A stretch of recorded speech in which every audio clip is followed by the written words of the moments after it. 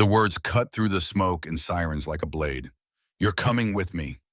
A beam of flashlight sliced the darkness of the stairwell, catching the silhouette of a woman in a charcoal suit, heels skidding on wet concrete, her hair damp from sprinkler mist.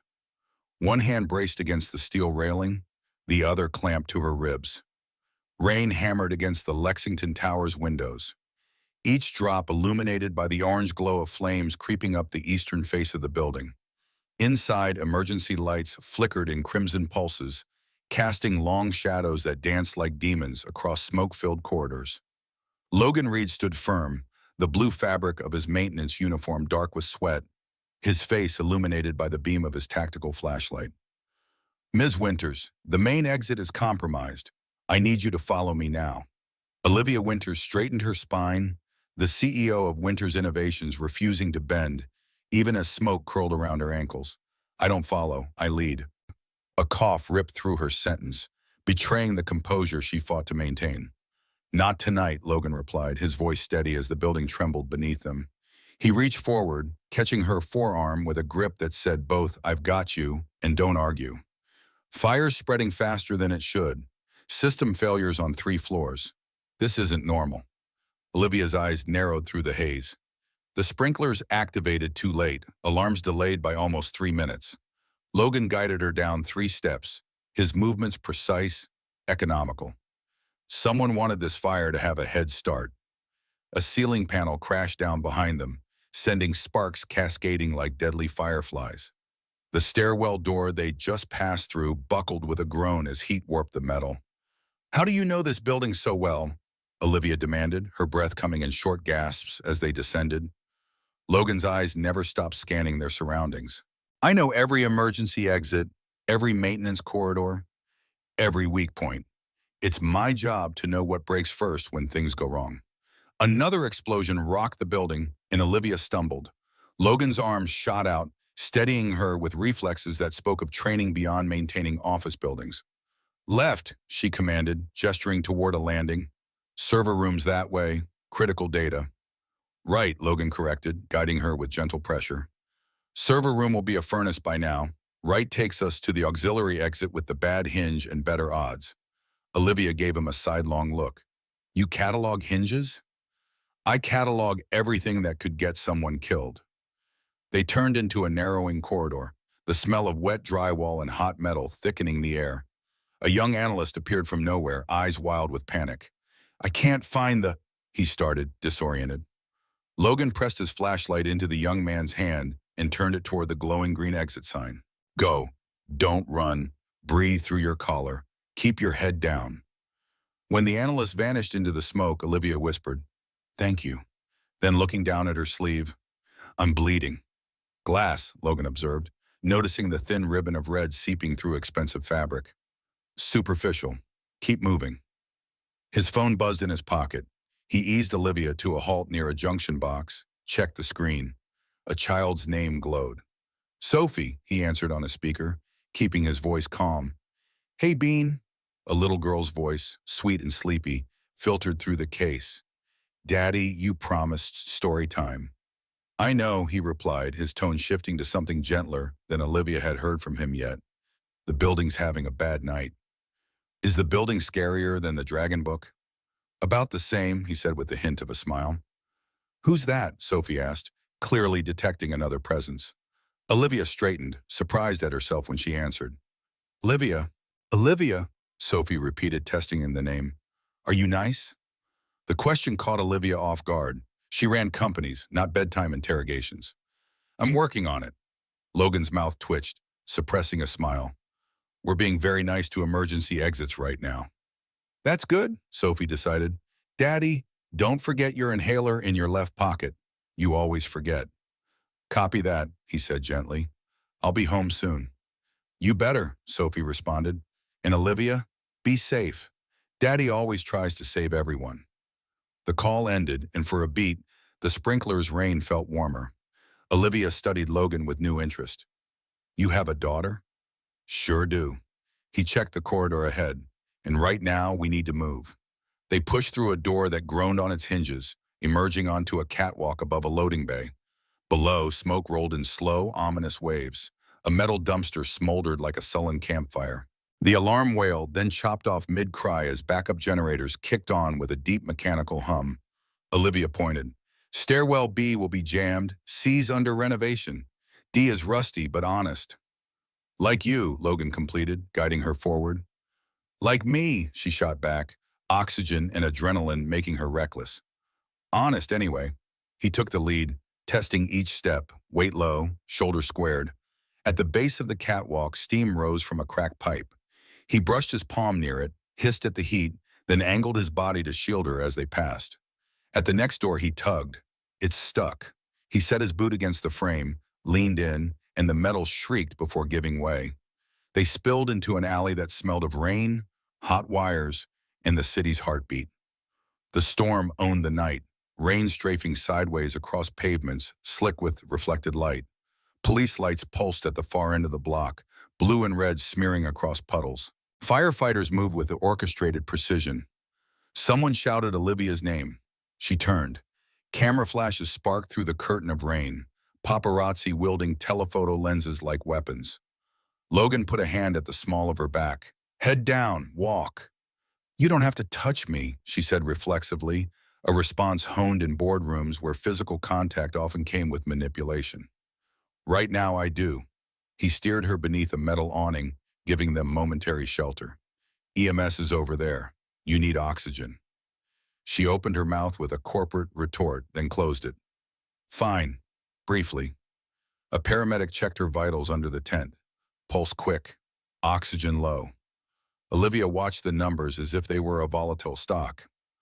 A mask hovered near her face. She hesitated a fraction too long. Logan took it, set it gently against her skin. Breathe, he instructed. In through the nose. Out like you mean it. A cough shook her, and the mask fogged, then cleared. The paramedic nodded. You'll live. I'm very busy, Olivia said dryly into the mask. I plan to. She stood to leave, but the paramedic blinked in surprise. Wait, ma'am, you really should. She will, Sheeta, Logan interjected. After we find her a ride. Olivia squared her shoulders. A ride to where? My place, he said as if it were the only geography that made sense. You're not going home, and the hospital is a press conference with needles. You presume? Yeah, I'm presuming you value not getting trampled by strangers with lenses. He nodded toward the reporters, edging closer, cameras raised. Someone shouted, Olivia, did you torch your own building for insurance? Another voice, Hey, Winters, who's the janitor boyfriend? Olivia's eyes flashed anger, shame, something proud enough to refuse both. But the rain stole heat and courage with equal efficiency. Logan didn't raise his voice. He didn't have to. Look at me. She did. You can hold your ground here and give them a show, he said quietly. Or you can come with me and keep your power. That sounds like a line, she said, skepticism edging her tone. It is, he admitted, but it's true. Lightning split the sky into veins of electric blue. Thunder rolled off glass and steel. Logan reached up, tucking a soaked strand of hair away from her eyes with a hand so careful it felt like a promise. Just for tonight, he added. You call the shots after. Something in her, a lifetime of command, a habit of control, met something in him. A lifetime of triage, a habit of protecting. Their edges found a fit. Fine, she said. Just tonight. A sleek black SUV nosed up to the curb, unmarked, windows tinted, a door cracked to reveal a man's profile in the back seat. Logan shifted, blocking Olivia's view instinctively. That yours? Victor, she said under her breath, the name like a warning flare. He's not your ride, Logan decided. She almost smiled. Almost. You give orders like you own the place. I own a $4 door wedge and a pair of boots that know when to move.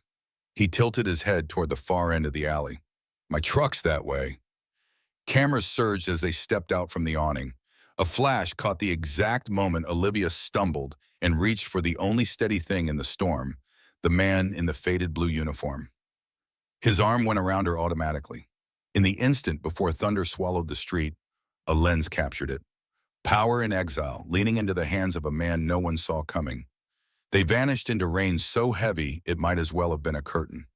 The truck's wipers fought a losing battle against the Seattle rain, streaking the windshield into a blur of lights and shadows.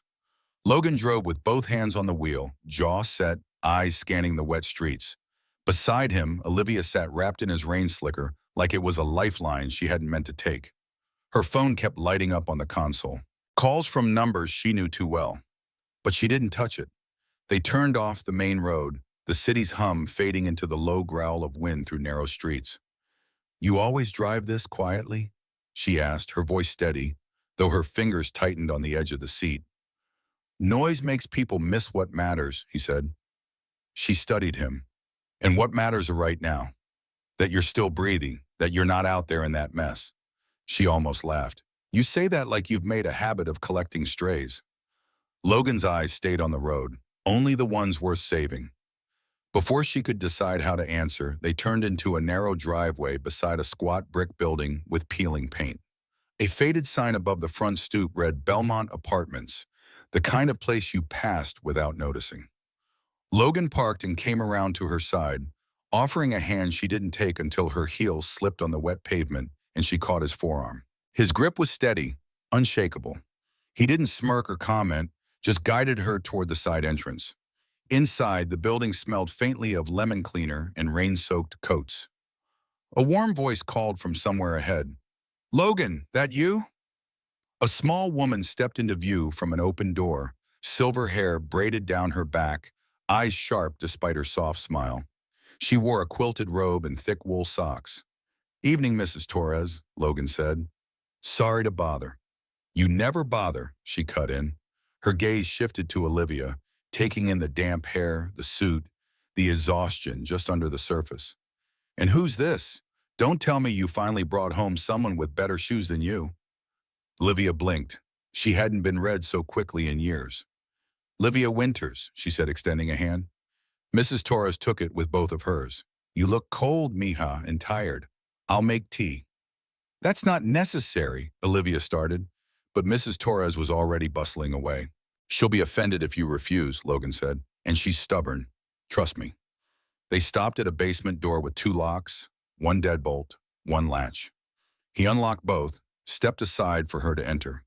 The apartment was small but not cramped. A narrow living room opened into a kitchenette. Beyond that, a short hall led to two bedrooms. The place smelled faintly of cider and clean laundry. A shelf by the door held a jumble of boots, sneakers, and a tiny pair of pink rain boots that had clearly seen better days. "This is home?" she asked, setting her bag on the couch. "Home enough," he said. "Sophie's room is down the hall. She's at her aunt's tonight." Her eyes drifted to a corkboard on the wall. Photos, most of a little girl with Logan's eyes, mixed with scraps of paper covered in crayon drawings. One showed a stick figure, man with what looked like a mop in one hand and a sword in the other. "That you?" she asked, pointing. "Depends," he said, pulling off his jacket. "If it's the mop." "No, the sword. That's artistic license." Mrs. Torres arrived a moment later, balancing two mugs and a plate of shortbread cookies. "Eat," she ordered, setting them on the coffee table. "Sugar helps after a shock." "I'm fine," Olivia began, but Mrs. Torres's raised eyebrow cut her short. Logan watched her take the first sip of tea, the steam curling against her face. For the first time since the fire, her shoulders dropped half an inch. "You said this wasn't a random fire," he said quietly. Her eyes met his over the rim of the mug. "It wasn't. I smelled accelerant before the sprinklers kicked in. And the alarms, they shouldn't have failed. Not in my building." "Your building," he repeated. Not as a question, she gave a bitter smile. "Not for long. Someone wants me out, Logan, and they're willing to burn everything to do it." His gaze stayed steady on hers. "Any idea who?" "One name," she said, "Victor Lang." Logan's expression didn't change, but something in his posture shifted, alert, like a hunter hearing movement in the brush. "We control money, and he's never forgiven me for voting him down 2 years ago. I stopped him from pushing through a merger that would have gutted the company." Before he could respond, her phone buzzed again. She glanced at the screen. The name Victor lit in white letters. She didn't answer, but Logan caught the flicker in her eyes. "Anger, yes, but also something else. Why not block him?" he asked. because knowing what he's saying is safer than wondering. She set the phone down untouched. Outside, rain ticked against the small basement windows. Mrs. Torres returned to her apartment with a parting look that burned through Logan's practiced neutrality. Weather's getting worse, she observed. Both ways. Logan checked the deadbolt, then turned back to Olivia. You'll stay here tonight. Tomorrow, we'll figure out the rest. Olivia straightened. You don't even know me. I could be a terrible house guest. I'll take my chances, he said. Besides, terrible house guests don't usually come with arsonists in pursuit. She surprised herself with a small laugh. Do you always diffuse tension with dry humor? Only when it works. The clock on the wall ticked past midnight. She leaned back into the couch, mug warm in her hands, and studied the man who had stepped into her disaster without hesitation. Why help me? She asked finally. His answer was simple, almost too simple. Because you needed it. And for reasons she couldn't name, that was enough for tonight. Logan slid the second deadbolt home with a quiet click. The sound was small, but it settled something inside Olivia she hadn't realized was rattling. 2 locks? She asked, easing out of her ruined heels. Her ankle flexed, pain flashed, and vanished. Basement wisdom, he said. First lock keeps the weather out. Second keeps the world out. He crossed to the kitchenette, his movements economical, kettle on, burner lit, towel thrown over his shoulder like he'd been born with it there. Olivia stood in the middle of the little living room, unsure where to put her hands. She was accustomed to rooms that belonged to her, the corner office with the skyline view, the glass conference table where people waited before they spoke. Here, she was a guest in a space the size of her walk-in closet. She didn't hate it. She hated that she didn't hate it. Sit, Logan said. Let me clean that cut. I'm fine, she started, and then caught herself. That word had been her armor for a decade. Tonight, it felt thin as paper. She sat. He opened a tin box labeled in block letters. First aid, pulled out antiseptic and gauze. He knelt, gentle without being careful in a way that insulted. Tell me if the sting is too much. I grew up with 3 older brothers in a backyard full of blackberry brambles, she said, mouth quirking. I can survive antiseptic. You do more than survive, he said. That's your problem. She watched him work. The man had hands made for repair, knuckles nicked from 100 small battles with stubborn things. The room hummed, the kettle's low simmer, the heater's old lungs, the city breathing through concrete. On the corkboard above the little desk, Sophie's artwork tacked up like flags claimed after tiny victories. A purple dragon, a rocket ship, a smiling stick figure in a blue uniform with a crown. Olivia's gaze snagged on a printed schedule. Custody hearing, Thursday, 10 o'clock a.m. She looked away before she could read the notes under it. You run a building by cataloging hinges, she said, and realized it wasn't a jab. It was observation. I run a life by knowing where things fail, he replied, taping gauze in place. His eyes flicked up to meet hers, and fixing what I can. Fix me, she said lightly, like a dare. He didn't blink. I don't fix people. I stand next to them until they remember how to stand. She swallowed. It landed. It lodged. The kettle clicked off. He poured hot water into 2 mugs. The tea smelled like peppermint and something sweeter. Honey, he slid one toward her. You always keep your place this. She gestured at the room that somehow managed to be both spare and lived in. Orderly chaos takes more time, he said. She should have argued with him. Instead, she heard her father's voice, the one who taught her how to sort coins by year and shine, who said, you keep things tight, kid. The world keeps fewer surprises. He hadn't believed it enough to stick around. Her phone lit up on the coffee table. The name Victor Lang burned like a fuse. She let it go dark. It lit again. Logan nodded toward it. You're going to either answer or throw it at the wall. Choose the one you won't regret. She exhaled through her nose. Answering it is the one I'll regret. Then put it on speaker, he said, and don't stand close to a window. She smirked despite herself. She hit accept. Victor. Olivia. His voice was all velvet and voltage. Background noise suggested a car. The whisper of tires on wet streets. I hear you had a difficult evening. That's one word. I prefer avoidable. A pause just long enough to cut. You insisted on redundancy upgrades. They failed anyway. Because someone adjusted the timestamp, she said, calm as glass. That isn't failure, that's intent. Careful, he murmured. It's late. People say careless things when they're tired. Logan moved without sound, wiped the counter, turned off the stove. He positioned himself where he could see both her and the door. He was building a map the way some men built fires. Quietly, necessarily. What do you want, Victor? Olivia asked. What I've always wanted, Olivia, he said. For Winter's innovations to stop carrying dead weight. And who's dead weight today? Another pause. His voice softened as if he'd leaned closer to the microphone. You, if you insist on making enemies of your friends. She laughed, not kindly. You are not my friend. Not at the moment, he conceded, but I could be useful. You're in a difficult position. Optics are unfortunate. The board could be merciful if you demonstrated a willingness to cooperate. Cooperate, she repeated. Resign gracefully, he translated, as if he were offering her a silk robe instead of a drop into the sea. Before a narrative hardens around you that will be difficult to sand down. She closed her eyes. She could see him in her head. Expensive suit, silver watch. The office lit like a private chapel. For years, he had been the man who smiled when she was right and sharpened his knives when she was still right, but inconvenient. Tell the narrative to watch its step, she said. It's entering a place with two locks. Logan glanced at her, surprised, then allowed himself the smallest grin. Victor didn't laugh. There's another matter. Of course there is. The arson investigation, Victor said. You'll face questions, not just about insurance. His voice thinned until it was almost tender. About your habits, your temper, your relationships. The word hung between them like a drop of black rain.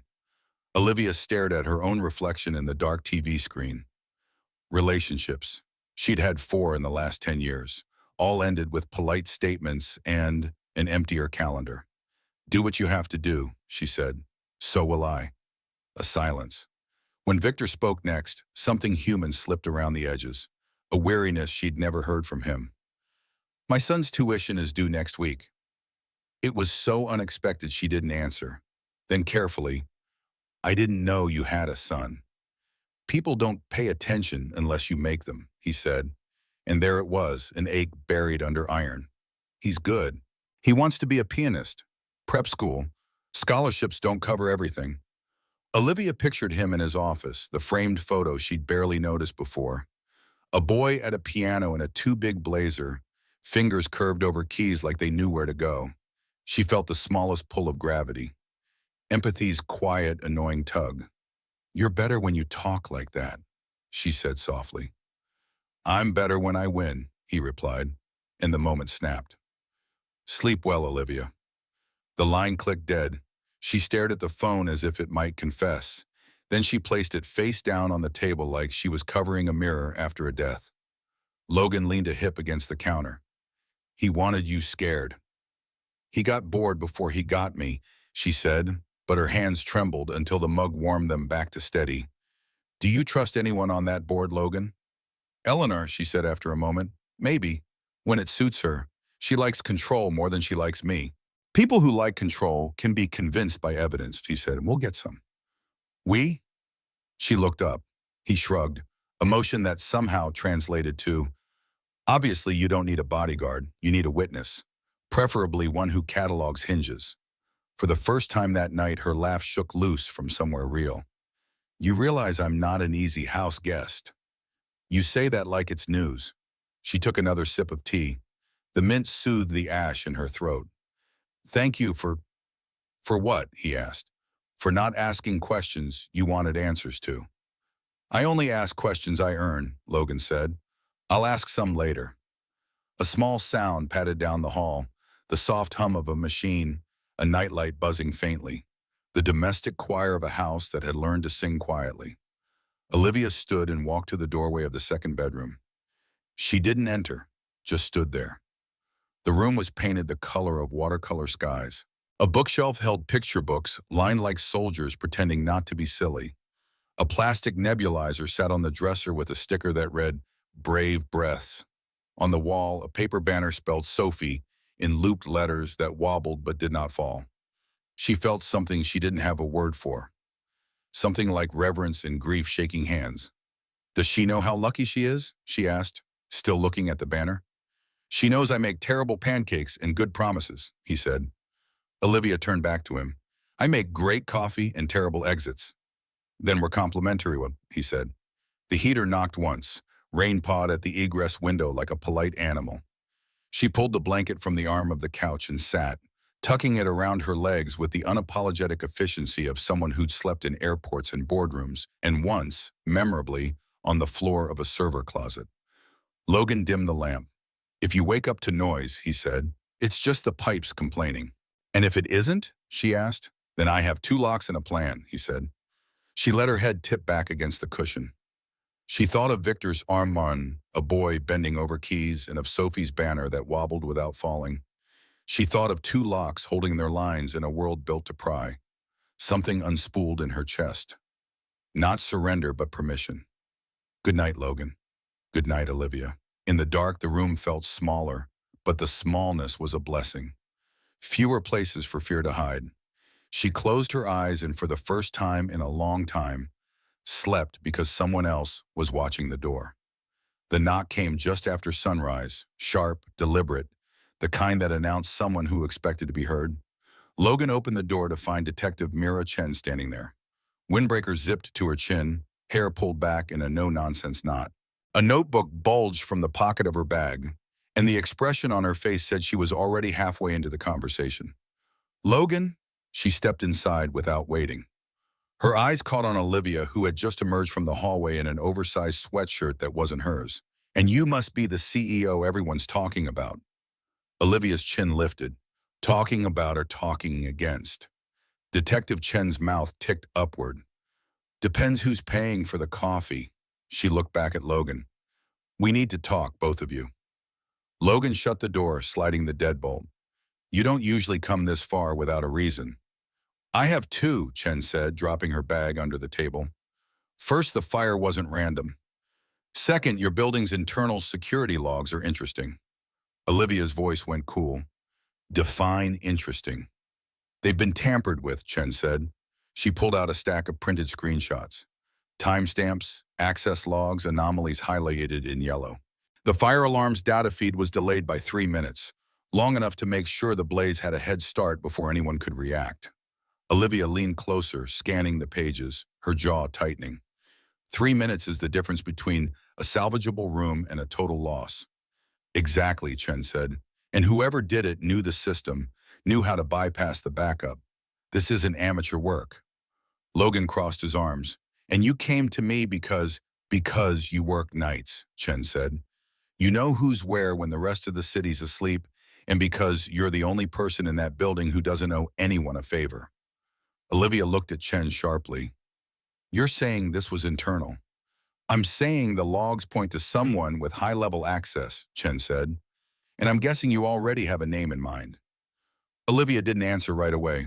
She turned to one of the pages toward the light, eyes narrowing at a particular code. Victor. Chen didn't blink. That was my guess, too. Logan caught the shift in Olivia's posture, tension laced with something else, something like guilt. Say it, he told her quietly. She looked between them, the words heavy. 2 years ago, a compliance officer came to the board with evidence of financial irregularities in Victor's division. I voted to terminate him instead of investigate. Logan frowned. Why, Mom? Because it would have been messy, she said, voice flat. Because we had a merger on the table. And I thought protecting the company meant keeping it clean in the press, even if that meant getting my hands dirty in private. She swallowed. He was right, and I buried him. I told myself it was for the greater good. Chen's gaze was level. And now you think this is payback. I don't think, Olivia said. I know. The silence that followed was tight as wire. Logan broke it first. So you've been on both sides of the wrong decision. She met his eyes without flinching. And I'm standing here telling you because I don't plan on being on that side again. It was the kind of statement that could sound like spin in a boardroom. But here, with the rain ticking against the basement window and no cameras rolling, it sounded like something closer to confession. Chen snapped her notebook shut. Then we need proof. The logs I have will raise eyebrows, but they won't close a case. We need the unedited backups, and those are only on the internal server, offline, locked and backed up in the data vault on 27. Olivia's eyes sharpened. That room's badge restricted. Only executives and senior IT have clearance. And janitors, Logan said deadpan. They both looked at him. He shrugged. I clean around the vault. I don't go in, but I know the guards, and I know when they're bored enough to wave me through without thinking. Chen tilted her head. And you know the building's blind spots. I catalog hinges, he said, and the faintest smile ghosted across Olivia's mouth despite herself. But then her expression sobered. If we go after those logs, Victor will know. He'll see it as an escalation. Logan leaned forward on the table. He already set a fire under you. Escalation's done. Chen slid a small recorder across the table toward Olivia. If you talk to anyone on the board between now and then, record it. Doesn't matter if it's just small talk. People get careless when they think they're safe. Olivia turned the device over in her hand. People get careless when they think you won't fight back, she murmured. Logan caught her gaze. And you will. She held his stare for 3 beats. I will. The moment hung there, solid and unyielding. Chen packed her things. I'll be in touch with the time. In the meantime, watch your doors. When the door shut behind her, the apartment felt smaller, heavier. Olivia walked to the window, watching rain thread down the glass like nervous fingers. You're not going to tell me to stay out of it? She asked without turning. No, Logan said. I'm going to tell you to be ready for it. She glanced back. Well, because you've got one shot to prove you're not the person you were when you buried that compliance officer, he said. And because I don't like cleaning up after cowards. Her mouth curved, not in amusement, but in recognition of the hit. You think I'm looking for redemption? I think you're looking for the truth, he said. Redemption's just a bonus. For the first time in days, she felt the faintest stir of something that wasn't fear. It was sharper, steadier. Outside, the rain kept falling, but the air between them had shifted. They weren't just surviving the storm anymore. They were preparing to walk into it. Morning light filtered through the basement windows of Logan's apartment, painting pale rectangles across the worn floorboards. Olivia stood before the small bathroom mirror, examining her reflection with clinical detachment. The woman who stared back wore an oversized navy t-shirt, her usually impeccable hair tousled, a butterfly bandage on her temple where glass had caught her during the fire. The CEO of Winter's Innovations looked utterly, refreshingly human. You can use these, Logan said from the doorway, holding out a neatly folded stack of clothes. My sister's. She leaves things here for Sophie sometimes. Olivia accepted them with a nod. Thank you. The world thinks you're recovering at the Four Seasons, he continued. Detective Chen arranged it. Press camped out at the hotel entrance. While you're here, Olivia repeated, a hint of wonder in her voice as she glanced around the modest bathroom with its practical shower curtain adorned with dinosaurs. I'll make coffee, Logan said, turning to leave. Logan, her voice stopped him. Tell me about Sophie. Something softened in his expression. She's 9, smart, too smart sometimes. Loves science, hates peas, collects rocks that look like animals, has her mother's eyes and my stubborn streak. He hesitated. And she has severe asthma. That's why. The nebulizer, Olivia finished. Yeah, 3 hospitalizations this year alone. The unspoken weight of medical bills hung in the air between them. The custody hearing, Olivia said. Her mother's family is fighting you for her. Logan's jaw tightened. Her Aunt Jennifer, my wife Maya, died 3 years ago. Car accident. Her sister thinks Sophie deserves better opportunities than what a maintenance man can provide. And what do you think Sophie deserves? Stability, he answered without hesitation. Someone who sees her, not just what she could be. Someone who stays. The last word carried the faint echo of an old wound. Olivia nodded, understanding more than she revealed. I'll be ready in 10 minutes. The Winter's Innovations headquarters gleamed in the morning sun. 60 stories of glass and steel rising above downtown Seattle like a monument to human ingenuity. The lobby buzzed with activity, security guards checking IDs with heightened vigilance, executives huddled in whispered conversations, maintenance crews assessing smoke damage on the lower floors. Olivia strode through the main entrance, wearing Logan's sister's jeans and a borrowed blouse, her head high despite the murmurs that followed in her wake. Logan walked a half step behind her, uncomfortable in the press security uniform Olivia had insisted he wear. "People are staring," he muttered. "Let them," she replied. "Perception shapes reality right now. We need to look like nothing is wrong." The elevator doors closed around them, sealing them in momentary privacy. "The board meeting is at 10, Olivia said, checking her watch. "They'll want blood." "They'll want a scapegoat," Logan corrected. "Don't give them one. And if they ask why, I've suddenly hired an ex-military janitor as my personal security." Logan's lips quirked. "Tell them I have excellent references." The elevator opened onto the executive floor. Olivia's assistant, a young woman with keen eyes and a perpetually concerned expression, rushed forward, tablet in hand. "Ms. Winters, thank God you're all right. We've been so worried. Your schedule is absolute chaos. The insurance adjusters need signatures. The press is demanding a statement, and Mr. Lang has called 3 times this morning." "Mira," Olivia said, her voice steady. "This is Logan Reed. He's our new head of security." Mira blinked, taking in Logan's stiff posture and watchful eyes. "I wasn't aware we were hiring for that position." "Recent events have made it necessary," Olivia replied. "He'll need full clearance and access to all security protocols. Immediately." Mira's eyes narrowed almost imperceptibly. "Of course, I'll notify Ach." She glanced at her tablet. "The board is gathering early. There are concerns about the company's direction." "I'm sure there are," Olivia said. "Have the fire investigation reports sent to my office. And Mira, no calls, not even from Victor." "Especially not from Victor," Logan added quietly. Mira's gaze flicked between them, calculating something behind her professional smile. "Understood." Logan stood against the wall of the boardroom, arms crossed, watching the Winters Innovations leadership team filter in. They wore expensive suits and expressions of carefully modulated concern. Their eyes slid over him with dismissive curiosity before returning to Olivia, who sat at the head of the long table reviewing documents as if this were any ordinary meeting. James Harrington, the CFO, entered last, silver-haired, patrician features set in a perpetual frown.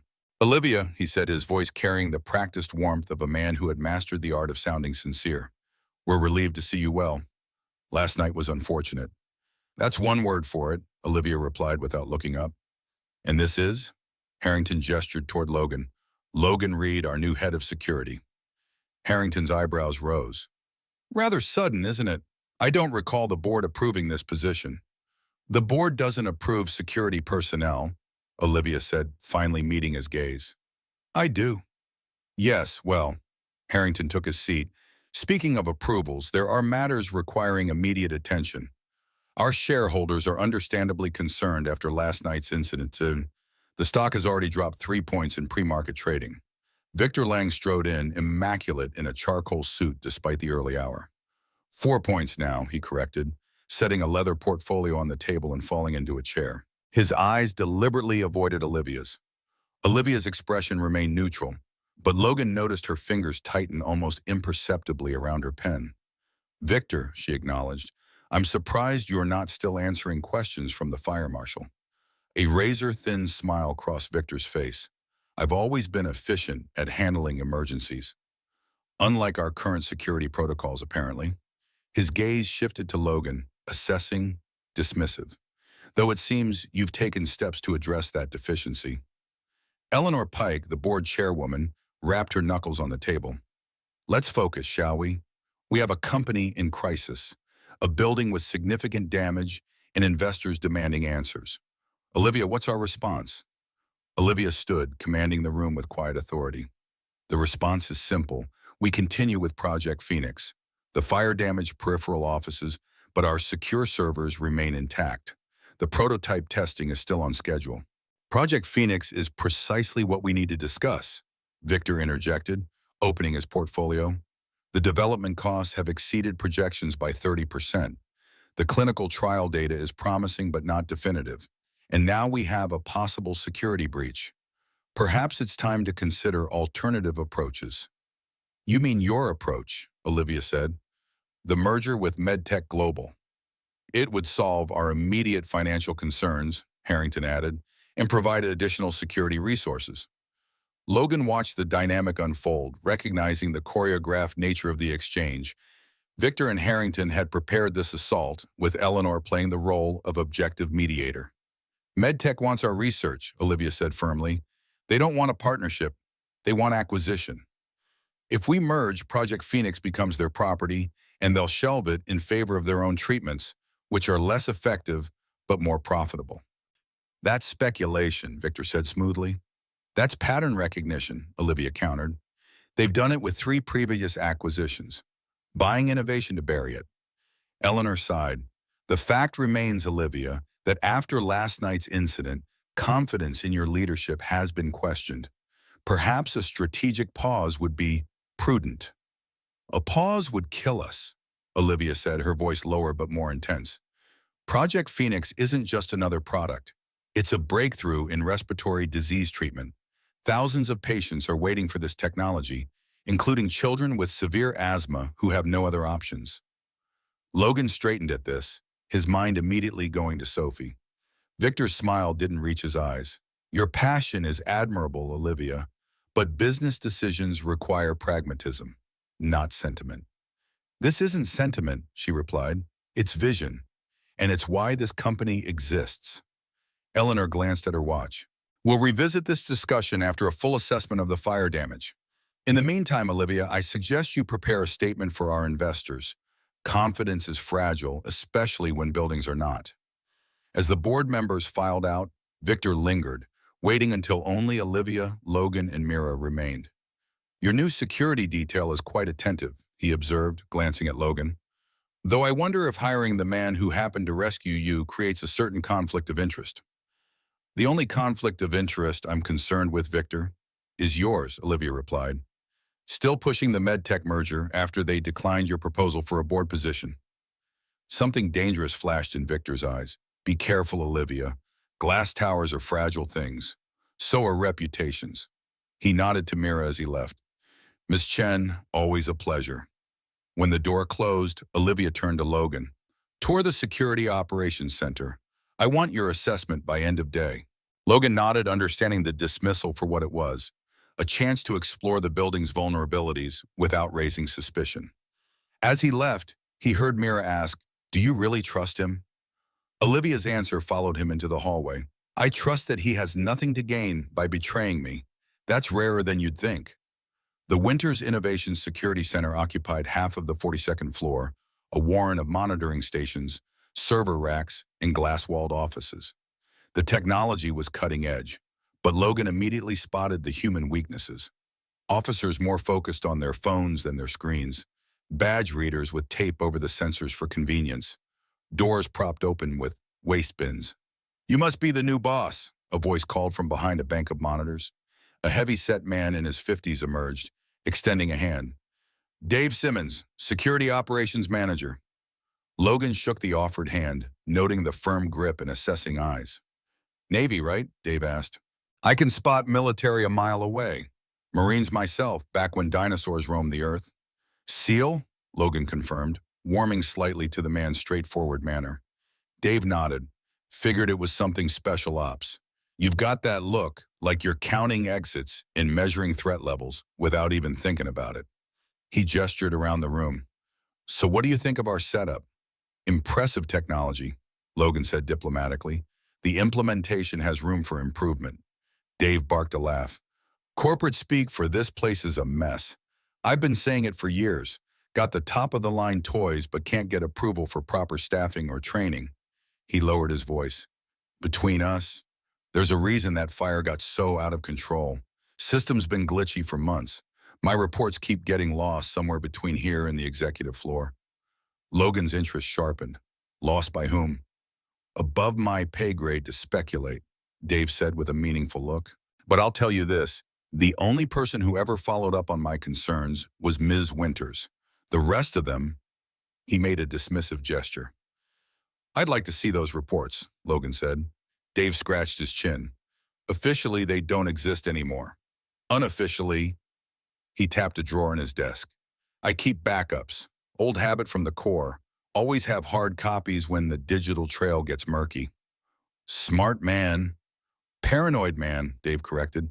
But in this business, paranoia keeps the lights on. He pulled a flash drive from his pocket. 3 months of security logs, badge access records, and my personal notes. I was planning to take this to Ms. Winters after the dust settled. Logan accepted the drive, tucking it into his pocket. Why are you giving this to me? Dave's expression grew serious. Because you pulled her out of that fire when everyone else was running the other way. That tells me something about your character. He hesitated. And because my daughter has asthma too, I've heard rumors about Project Phoenix. If it's what they say it is, a lot of families need that to succeed. Before Logan could respond, an alarm chimed on one of the monitors. Dave turned, scanning the screen. Breach in R&D, and he reported, already moving. Biomedical section. Logan followed instinctively, reaching for a weapon that wasn't there. Camera feed, switching now. Dave's fingers flew across the keyboard. The main screen flickered, showing a laboratory where a figure in a lab coat was accessing a secure terminal. That's Dr. Pierce, Dave said. She's authorized for that area, but not at this hour. She badged in through the loading dock 5 minutes ago, which is weird because she always uses the executive entrance.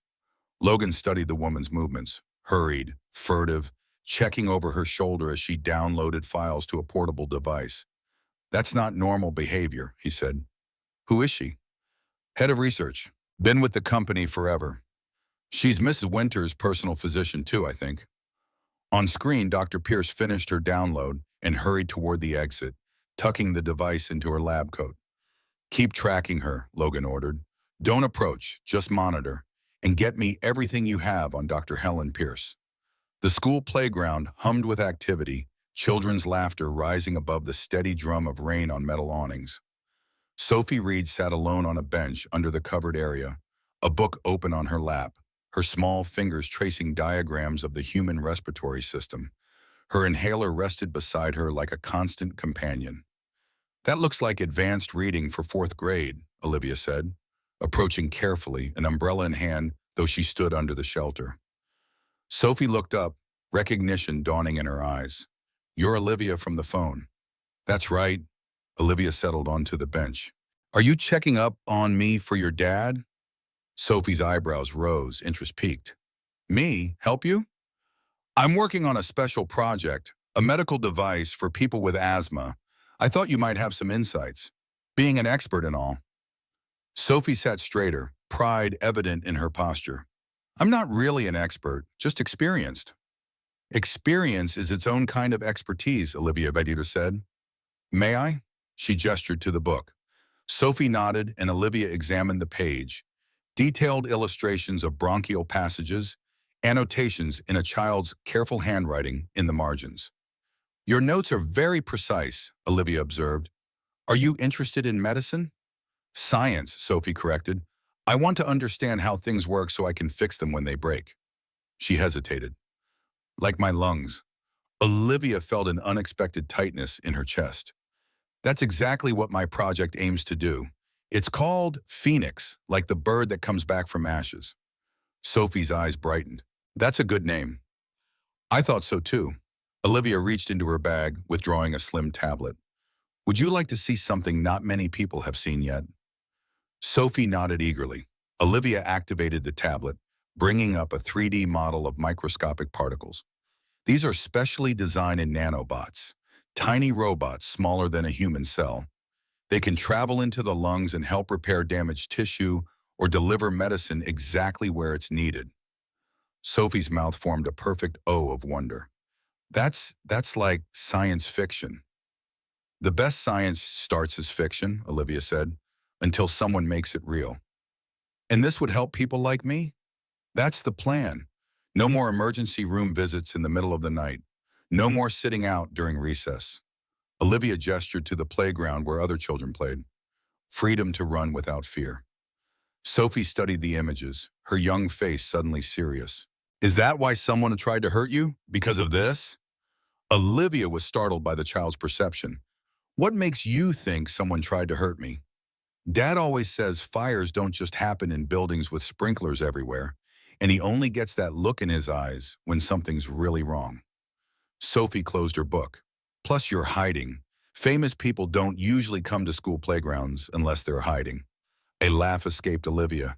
You are definitely your father's daughter. Is he helping you stay safe? Yes, Olivia said softly. He is. Sophie nodded, satisfied. Good. He's really good at that part. She paused, considering. Are you going to the hearing tomorrow? The custody hearing? I don't know if that would be appropriate. My aunt doesn't think Dad can take care of me properly, Sophie said, her voice smaller.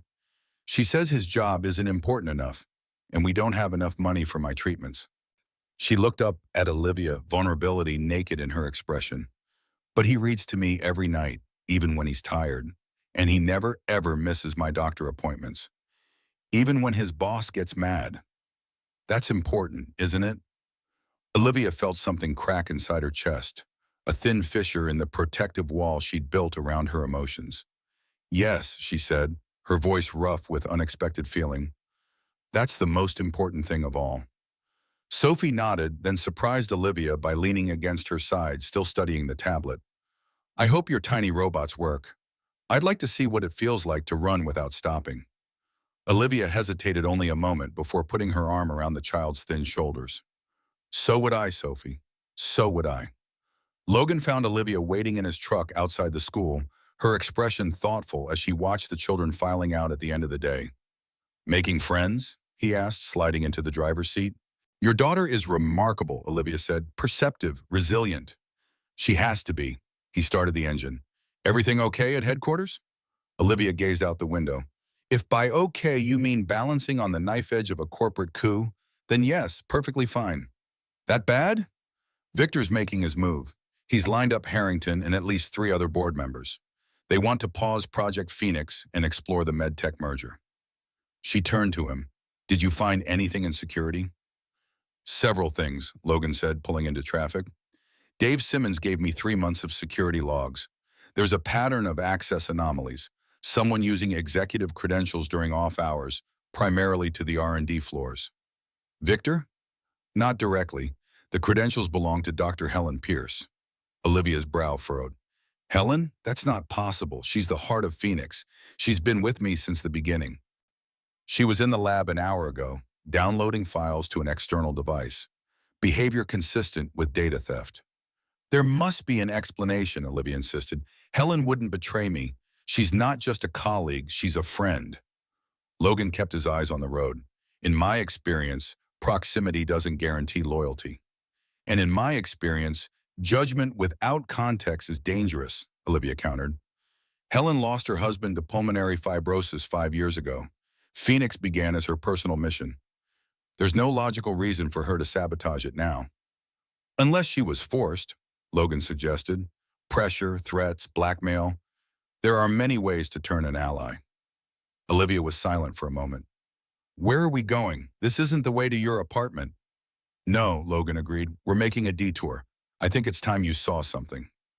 20 minutes later, they pulled up before a modest building in the industrial district. A weathered sign read, Rainier Heights Community Center. Inside, the gymnasium echoed with the sounds of children playing basketball under the watchful eyes of volunteer coaches. Logan led Olivia to a small office off the main hallway where a middle-aged woman with kind eyes and steel-gray hair sat reviewing paperwork. Logan Reed, she said warmly, rising to greet them. Twice in 1 week, I'm honored. Dr. Abernathy, Logan replied with genuine respect. This is Olivia Winters. Olivia, meet Dr. Sarah Abernathy, pediatric pulmonologist, and the closest thing to a guardian angel this neighborhood has. Dr. Abernathy waved away the praise. Hardly an angel, just a doctor who believes healthcare shouldn't depend on zip codes. She assessed Olivia with interest. Winters Innovations. Your company's work in biomedical engineering is impressive. Thank you, Olivia said, though I'm curious why Logan has brought me here. Tuesday Clinic, Logan explained. Dr. Abernathy runs a weekly program for kids with respiratory conditions from low-income families. Sophie started coming here after Maya died and our insurance changed. Dr. Abernathy gestured for them to follow her down a hallway. We do what we can with limited resources. Inhalers, nebulizer treatments, education for families. But the truth is, these children need more than we can provide. She led them into a large room where about 20 children of various ages were engaged in breathing exercises under the guidance of a respiratory therapist. Several had the same fragile quality as Sophie, the careful way they monitored their own breathing, the measured pace of their movements. These are the ones who fall through the cracks, Dr. Abernathy said quietly. Too sick for regular school activities, not sick enough for intensive intervention programs. Their families can't afford the cutting-edge treatments, and insurance companies deny coverage for experimental options. Olivia watched a young boy, no more than 7, demonstrate to a smaller child how to use an inhaler correctly. His patience and gentle encouragement spoke of too much experience for someone so young. Project Phoenix, she murmured. Abernathy's eyes sharpened. I've heard rumors. Targeted nanotherapy for respiratory conditions. Is it real? Yes, Olivia said, and it's why someone tried to burn down my building. Dr. Abernathy didn't look surprised. Medical breakthroughs threaten existing power structures, especially those that might render expensive long-term treatments obsolete. I brought you here, Logan said to Olivia, because I wanted you to see what's at stake. This isn't just about corporate politics or personal vendettas. These kids need Phoenix to succeed. Olivia met his gaze, understanding dawning. This is why you agreed to help me, not just for Sophie, but for all of them. One parent to another, he said simply. Something shifted between them in that moment, a deepening of trust, a recognition of shared purpose beyond their immediate circumstances. Dr. Abernathy watched this exchange with perceptive eyes. Whatever you're up against, she said to Olivia, remember that innovation without compassion is just technology, but innovation with purpose can change worlds. The evening settled over Seattle in shades of indigo and amber, the city lights reflecting off low-hanging clouds. In Logan's apartment, Olivia sat cross-legged on the couch, surrounded by printouts from the security logs, her hair pulled back in a loose ponytail, glasses perched on her nose. A far cry from the polished executive who had commanded the boardroom that morning. These access patterns make no sense, she muttered. Helen's badge was used in 3 different locations within minutes of each other last Thursday. That's physically impossible. Logan emerged from the kitchen with 2 mugs of coffee. Badge cloning. Common tactic. The question is, who has access to duplicate employee credentials? That would require administrator privileges for the security system. Olivia accepted the coffee gratefully, which narrows it down to IT directors, security chiefs, and executive leadership. And maintenance personnel with the right clearance, Logan added, specifically those with access to the server rooms where the security systems are housed. Olivia looked up sharply. You think someone on your team is involved? I think we need to consider all possibilities. Logan settled into the armchair across from her. Tell me about the origins of Project Phoenix. Start from the beginning. Olivia removed her glasses, rubbing the bridge of her nose. It began 5 years ago. Helen's husband, Richard, was in the final stages of pulmonary fibrosis. Traditional treatments had failed, and he was too weak for a transplant. Helen was desperate, experimenting with nanoscale drug delivery systems in our labs after hours. Unauthorized research, initially. Yes, when I discovered what she was doing, I should have shut it down. Corporate protocol demanded it. Olivia's gaze grew distant. But I saw something in her work, potential beyond the immediate application. So instead of reporting her, I gave her resources. A team. Official sanction. Why by him? Logan pressed. What made you break protocol? Olivia was quiet for a moment. When I was 12, my father developed a prototype for a specialized ventilation system in woodworking shops. Sawdust is a major respiratory hazard, especially fine particles from exotic woods. His system would have revolutionized worker safety. Would have? He tried to partner with a major tool manufacturer. They strung him along for months, examining his designs, promising investment. Then they suddenly backed out, only to release their own version a year later.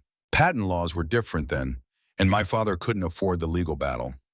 Her voice tightened. The stress exacerbated his existing heart condition. He died believing his life's work had been stolen. And Winter's Woodworks, the shop that burned down, my father's legacy, my brothers wanted to sell after his death. I refused. I was going to modernize it, implement his safety systems properly. Olivia's laugh held no humor. The fire happened 3 days before the renovations were scheduled to begin. You think it was deliberate? I know it was, she said with quiet certainty. But I couldn't prove it. The insurance investigator ruled it accidental. The payout barely covered our debts. So Phoenix isn't just a product to you, Logan observed. It's justice, Olivia said. For Helen's husband, for my father, for every person who's had their breath stolen by forces beyond their control. She gestured to the paper surrounding them. And now someone wants to steal it, just like they stole my father's work. A comfortable silence settled between them, filled with the gentle patter of rain against the windows and the distant hum of the city. What happened to your wife? Olivia asked eventually, her voice soft in the dim light. Logan's hands tightened around his mug. Car accident, rainy night much like this one. Drunk driver crossed the median. They said she died instantly. You don't believe that? I believe they tell that to everyone, he said. It's kinder than the alternatives. You were deployed. He nodded. Afghanistan, Special Reconnaissance Mission. They pulled me out, but by the time I made it back, the funeral was over. Sophie had been staying with Maya's sister Jennifer. She wanted to keep her. His jaw tightened. Still does. Because a military father wasn't stable enough, Olivia guessed, and now a maintenance man isn't successful enough. Logan set his mug down. I left the service to give Sophie stability. Took a job with regular hours, no deployments, no danger. Traded one uniform for another. You miss it, Olivia observed. The purpose, the clarity of mission. Sometimes, he admitted, but Sophie needs me more than the world needs another operator. Olivia studied him thoughtfully. What would you say if I told you I could help with your custody case? Logan's expression hardened. I'd say I don't need charity. Not charity, Olivia clarified. Strategic alliance. You're helping me protect Phoenix. I'm helping you protect your family. Equivalent exchange. And how exactly would you help? The same way I solve most problems in this city, with connections and resources. You presume? Jennifer's argument centers on financial stability and access to medical care, correct? Logan nodded warily. What if those concerns were addressed? A position at Winter's Innovations, legitimate with salary and benefits commensurate with your qualifications. Head of security isn't just a cover story. We genuinely need someone with your skills. And the medical benefits package includes comprehensive coverage for chronic conditions, including experimental treatments like Phoenix. Eventually, yes, Olivia leaned forward. This isn't a handout, Logan. It's an investment in someone I trust, which, as you've pointed out, is a rare commodity in my world. Before Logan could respond, his phone buzzed with an incoming text. He checked the screen, frowning. Dave, he explained, there's been another security breach. Someone accessed the Phoenix servers 20 minutes ago using Helen's credentials. But according to HR logs, Helen left the building 2 hours ago. Olivia was already on her feet. We need to talk to her. Agreed, Opevana. Logan grabbed his jacket. But not alone and not without backup. Dr. Helen Pierce's townhouse sat on a quiet street in Queen Anne, its windows dark save for a single light in what appeared to be a home office. Logan parked a block away, scanning the area with practiced eyes. Something's not right, he murmured. No movement inside, no shadows passing the windows. Maybe she's working at her desk, Olivia suggested. Maybe. Logan didn't sound convinced. Stay here, I'll check the perimeter. This is my friend, my colleague, Olivia protested. I'm coming with you. Logan recognized the determination in her voice. Fine, but stay behind me. And if I say run, you run, no questions. They approached the house cautiously, rain muffling their footsteps on the well-maintained path. The front door stood slightly ajar, a thin slice of light spilling onto the porch. Logan tensed, motioning for Olivia to stay back. He pushed the door open with careful pressure, listening for any sound from within. Helen? Olivia called softly. It's Olivia. Are you home? Silence answered her. The foyer opened into a tastefully decorated living room, undisturbed except for a half-empty glass of wine on the coffee table. Logan moved through the space with the quiet efficiency of a man accustomed to hostile environments, checking sight lines and potential threats. Office is upstairs, Olivia whispered, pointing to the light visible from the second floor. They ascended the stairs slowly, the wooden steps creaking despite their caution. The door to the office stood open, revealing a desk with a computer still running, papers scattered across the surface. Helen? Olivia called again, stepping into the room. Logan's hand shot out, pulling her back just as she was about to round the desk. Wait! Too late. Olivia saw what lay beyond. Helen Pierce sprawled on the floor, blood pooling beneath her head, eyes open and unseeing. No, Olivia breathed, a single syllable laden with horror and denial. Logan knelt beside the body, checking for a pulse he knew wouldn't be there. Recent, he assessed clinically. Within the hour, he pointed to the woman's temple. Single gunshot, close range. Olivia stared, shock rendering her momentarily speechless. Then her training took over. The crisis management instincts honed through years of corporate leadership. We need to call the police, she said, her voice steadier than she felt. Not yet. Logan was examining the room with focused intensity. This was staged to look like suicide, but the angle is wrong and there's no weapon. He pointed to the computer. And someone wanted us to find this. The screen displayed a series of emails between Helen and Victor Lang dating back 6 months. The most recent, sent that afternoon, contained a single line. The board meets tomorrow. Final offer. Choose wisely. She was working with him, Olivia said, the betrayal cutting deep. All this time. Maybe, Logan said, still searching the room. Or maybe she was being coerced. He opened a drawer in the desk, revealing a stack of medical bills marked overdue in angry red stamps. Cancer treatment, aggressive regimen, insurance denied coverage. She never told me, Olivia said, the pieces falling into place with sickening clarity. Victor offered to pay for her treatment in exchange for Phoenix data. And when she became a liability, Logan didn't need to finish the thought. We need to go, Olivia said suddenly. Now. Wait, because this isn't just about corporate espionage anymore. It's murder, and we're standing in the middle of the crime scene with no alibi and every motive. She gestured to the computer. This is a setup. We're meant to be found here. As if in confirmation, headlights swept across the front of the house, followed by the distinctive sound of car doors closing. Back door, Logan decided, already moving. Through the yard, over the fence. Don't run until we hit the next street. They slipped out just as voices entered the front door, measured official tones calling out police identification. In the darkness of Helen's backyard, Olivia caught a glimpse of a familiar sedan parked across the street. The same black SUV that had appeared outside Winter's tower the night of the fire. Victor, she whispered as they scaled the fence. He's watching. Logan's expression hardened. Let him watch. It'll be the last move he makes. Morning arrived with the harsh glare of reality. Logan's small television displayed a news anchor reporting outside Helen Pierce's home. The headline scrolling beneath read, Winter's Innovations Research Director found dead. Police seek CEO for questioning. Sources close to the investigation suggest Dr. Pierce may have discovered irregularities in the company's flagship medical project.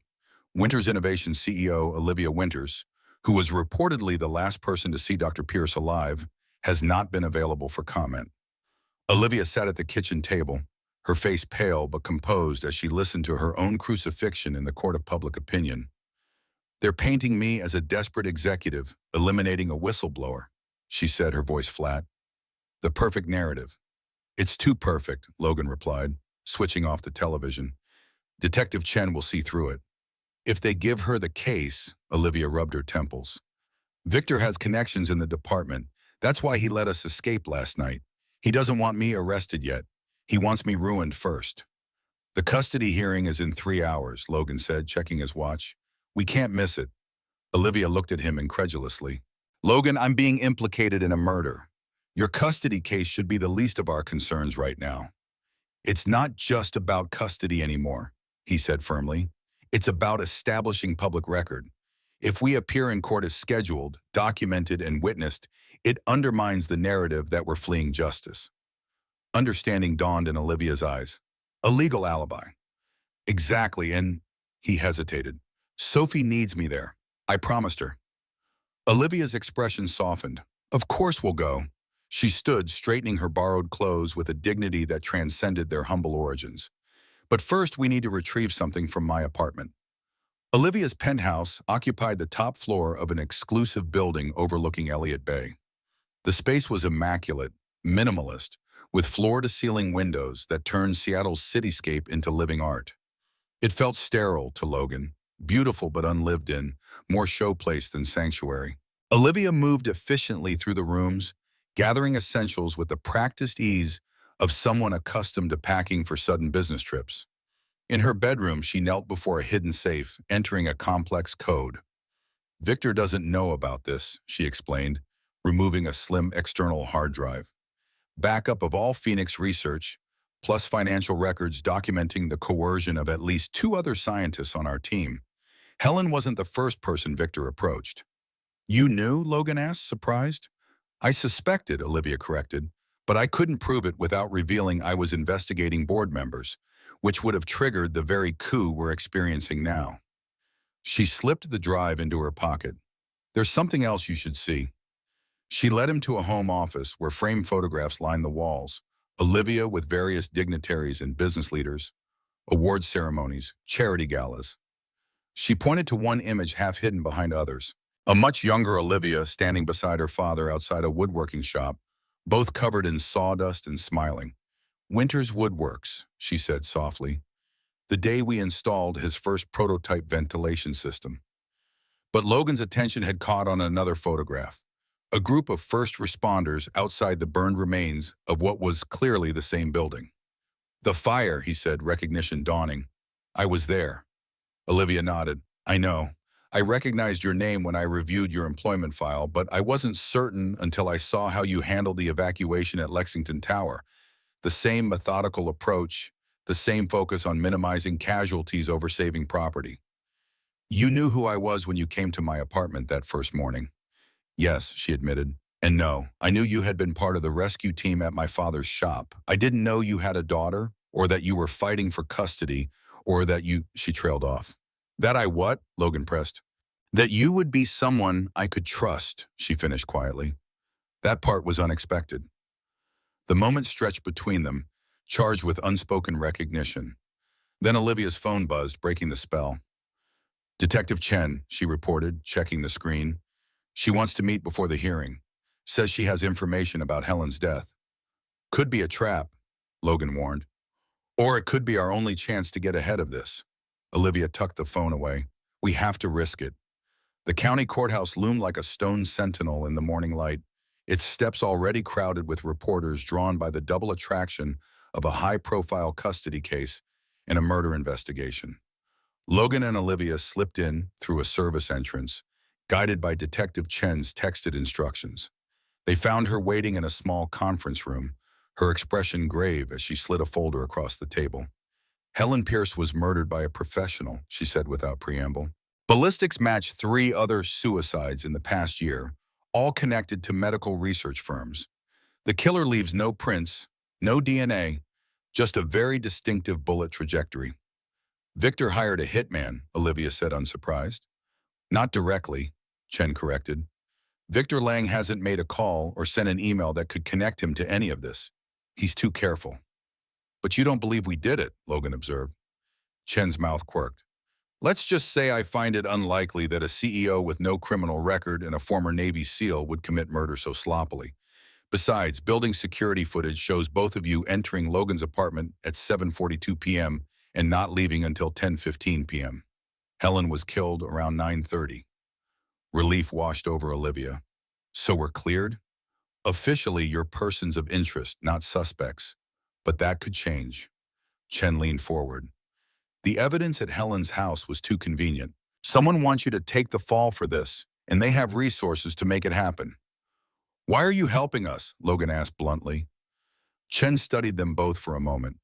Because my nephew has cystic fibrosis, because Project Phoenix could change his life, and because I've spent my career watching powerful men get away with murder, both literal and figurative. She stood. Your hearing starts in 30 minutes, courtroom 3B. I've arranged for security to escort you through a side entrance to avoid the press. As she turned to leave, Olivia called after her. What about the data vault? We still need those unaltered security logs. Tonight, Chen decided, after hours, when the building is emptier. I'll meet you there. She paused at the door. And Olivia, watch Mira Chen. There's something off about her access patterns in those logs. Same last name as yours, Logan noted. No relation, Chen said, her face grim. Courtroom 3B hummed with tension as Logan sat at the petitioner's table, tie knotted too tight, hands folded before him. Across the aisle, Jennifer Marshall whispered urgently to her attorney, a silver-haired man with a voice like sandpaper. Sophie sat in the front row of the gallery, small legs swinging, her eyes darting anxiously between her father and her aunt. Olivia slipped into the seat directly behind Logan, close enough that her words could reach him without carrying. "You don't have to win by looking like you belong here," she murmured. "You just have to look like you belong with her." His shoulders eased a fraction. "That I can do." The judge entered, a stern woman with intelligent eyes and a reputation for child-centered decisions. After the formalities, Jennifer's attorney rose first. "Your Honor, while we respect Mr. Reed's dedication to his daughter, Sophie's aunt offers a more advantageous environment, a larger home, higher income, proximity to excellent medical care. Given Sophie's chronic condition, these factors should be given significant weight." Logan's attorney, a wiry woman with steel in her gaze, countered with practiced efficiency. "Mr. Reed has provided a stable home, consistent care, and maintained Sophie's medical regimen flawlessly, despite financial constraints. His work record shows reliability, and his commitment to Sophie's well-being is documented by her doctors." The judge looked at Logan. "Mr. Reed, do you wish to speak?" He stood, voice steady but low. "Your Honor, Sophie doesn't need the biggest house or the most expensive schools. She needs to know that when she calls out in the night, someone's going to answer. She needs someone who knows she prefers strawberry jam, but will eat grape if it makes the morning faster." He hesitated, and for a moment the whole room leaned in. "She needs the same thing we all do, to be wanted, not managed." Jennifer's attorney pounced. "Mr. Reed's hours are unconventional. He works nights. Who cares for Sophie then?" "I do," Olivia said, rising from her seat before Logan could answer. Every head turned. The judge blinked. "And you are?" "Olivia Winters," she said evenly. "I've stayed in Mr. Reed's home. I've seen how he runs it. I've seen him leave work early to be at Sophie's school play, and I've seen him turn down overtime because she had a fever." The silver-haired attorney recovered quickly. "Miss Winters, are you a relative?" "No," she said. "Just someone who believes in giving testimony when you've actually witnessed the truth." A murmur rippled through the courtroom. Jennifer's face tightened with barely suppressed outrage, while Sophie watched Olivia with wondering eyes. The judge allowed the testimony with clear reluctance, then ordered a brief recess before continuing. In the hallway outside, Logan pulled Olivia aside. "You didn't have to do that." "Yes," she replied simply. "I did. Some people earn their silence. You haven't." A flicker of a smile crossed his face. "You might have just put yourself on the hook for telling a court how many times I burned toast." "I'll tell them it's part of your charm," she said dryly. The moment was interrupted by Jennifer Marshall approaching, her expression a storm of indignation. "How dare you," she hissed at Olivia, "using your money and influence to interfere in a family matter." "I'm not interfering," Olivia replied calmly. "I'm testifying to what I've observed. You've known him for what, a week? I've known Sophie her entire life. I was there when she was born. Where were you?" "This isn't about me," Olivia said. "It's about what's best for Sophie." "And you think that's him?" Jennifer gestured dismissively at Logan.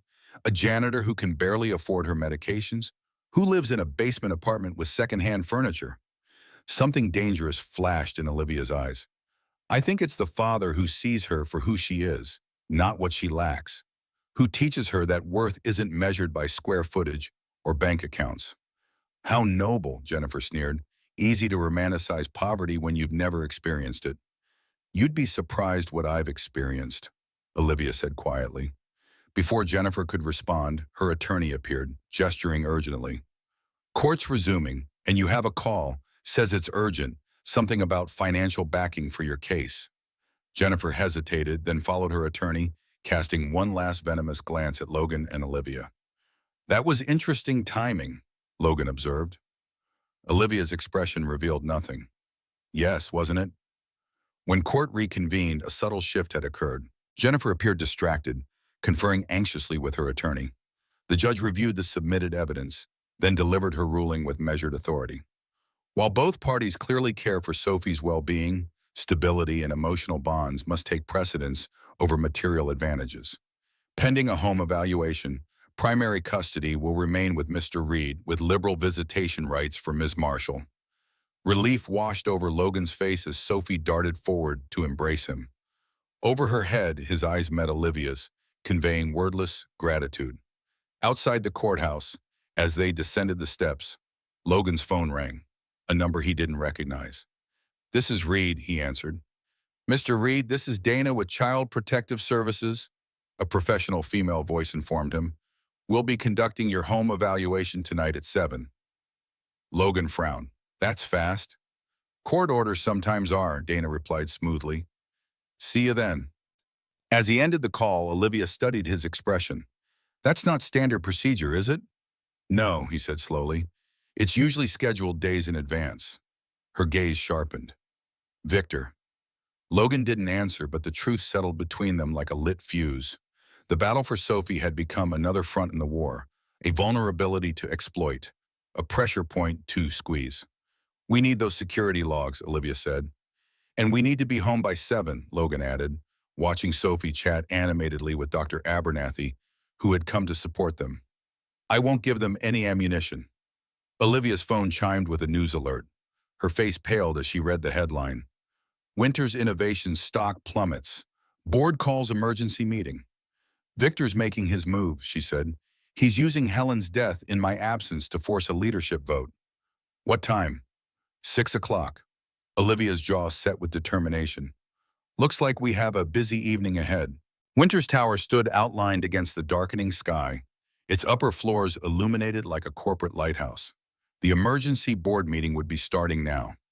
Olivia knew Victor was positioning himself as the steady hand in turbulent waters, offering the MedTech merger as salvation. Without her present to defend Project Phoenix, the vote was a foregone conclusion. But Olivia wasn't in the boardroom. She was in the basement parking garage with Logan and Detective Chen, reviewing the plan to access the data vault. "Security is minimally staffed," Chen reported, checking her tablet. "Most personnel are monitoring the executive floor for the board meeting. We have a 20-minute window while they change shifts." "And the vault itself?" Logan asked. "Two-factor authentication required. Biometric plus access code. Olivia's credentials should work, assuming they haven't been revoked."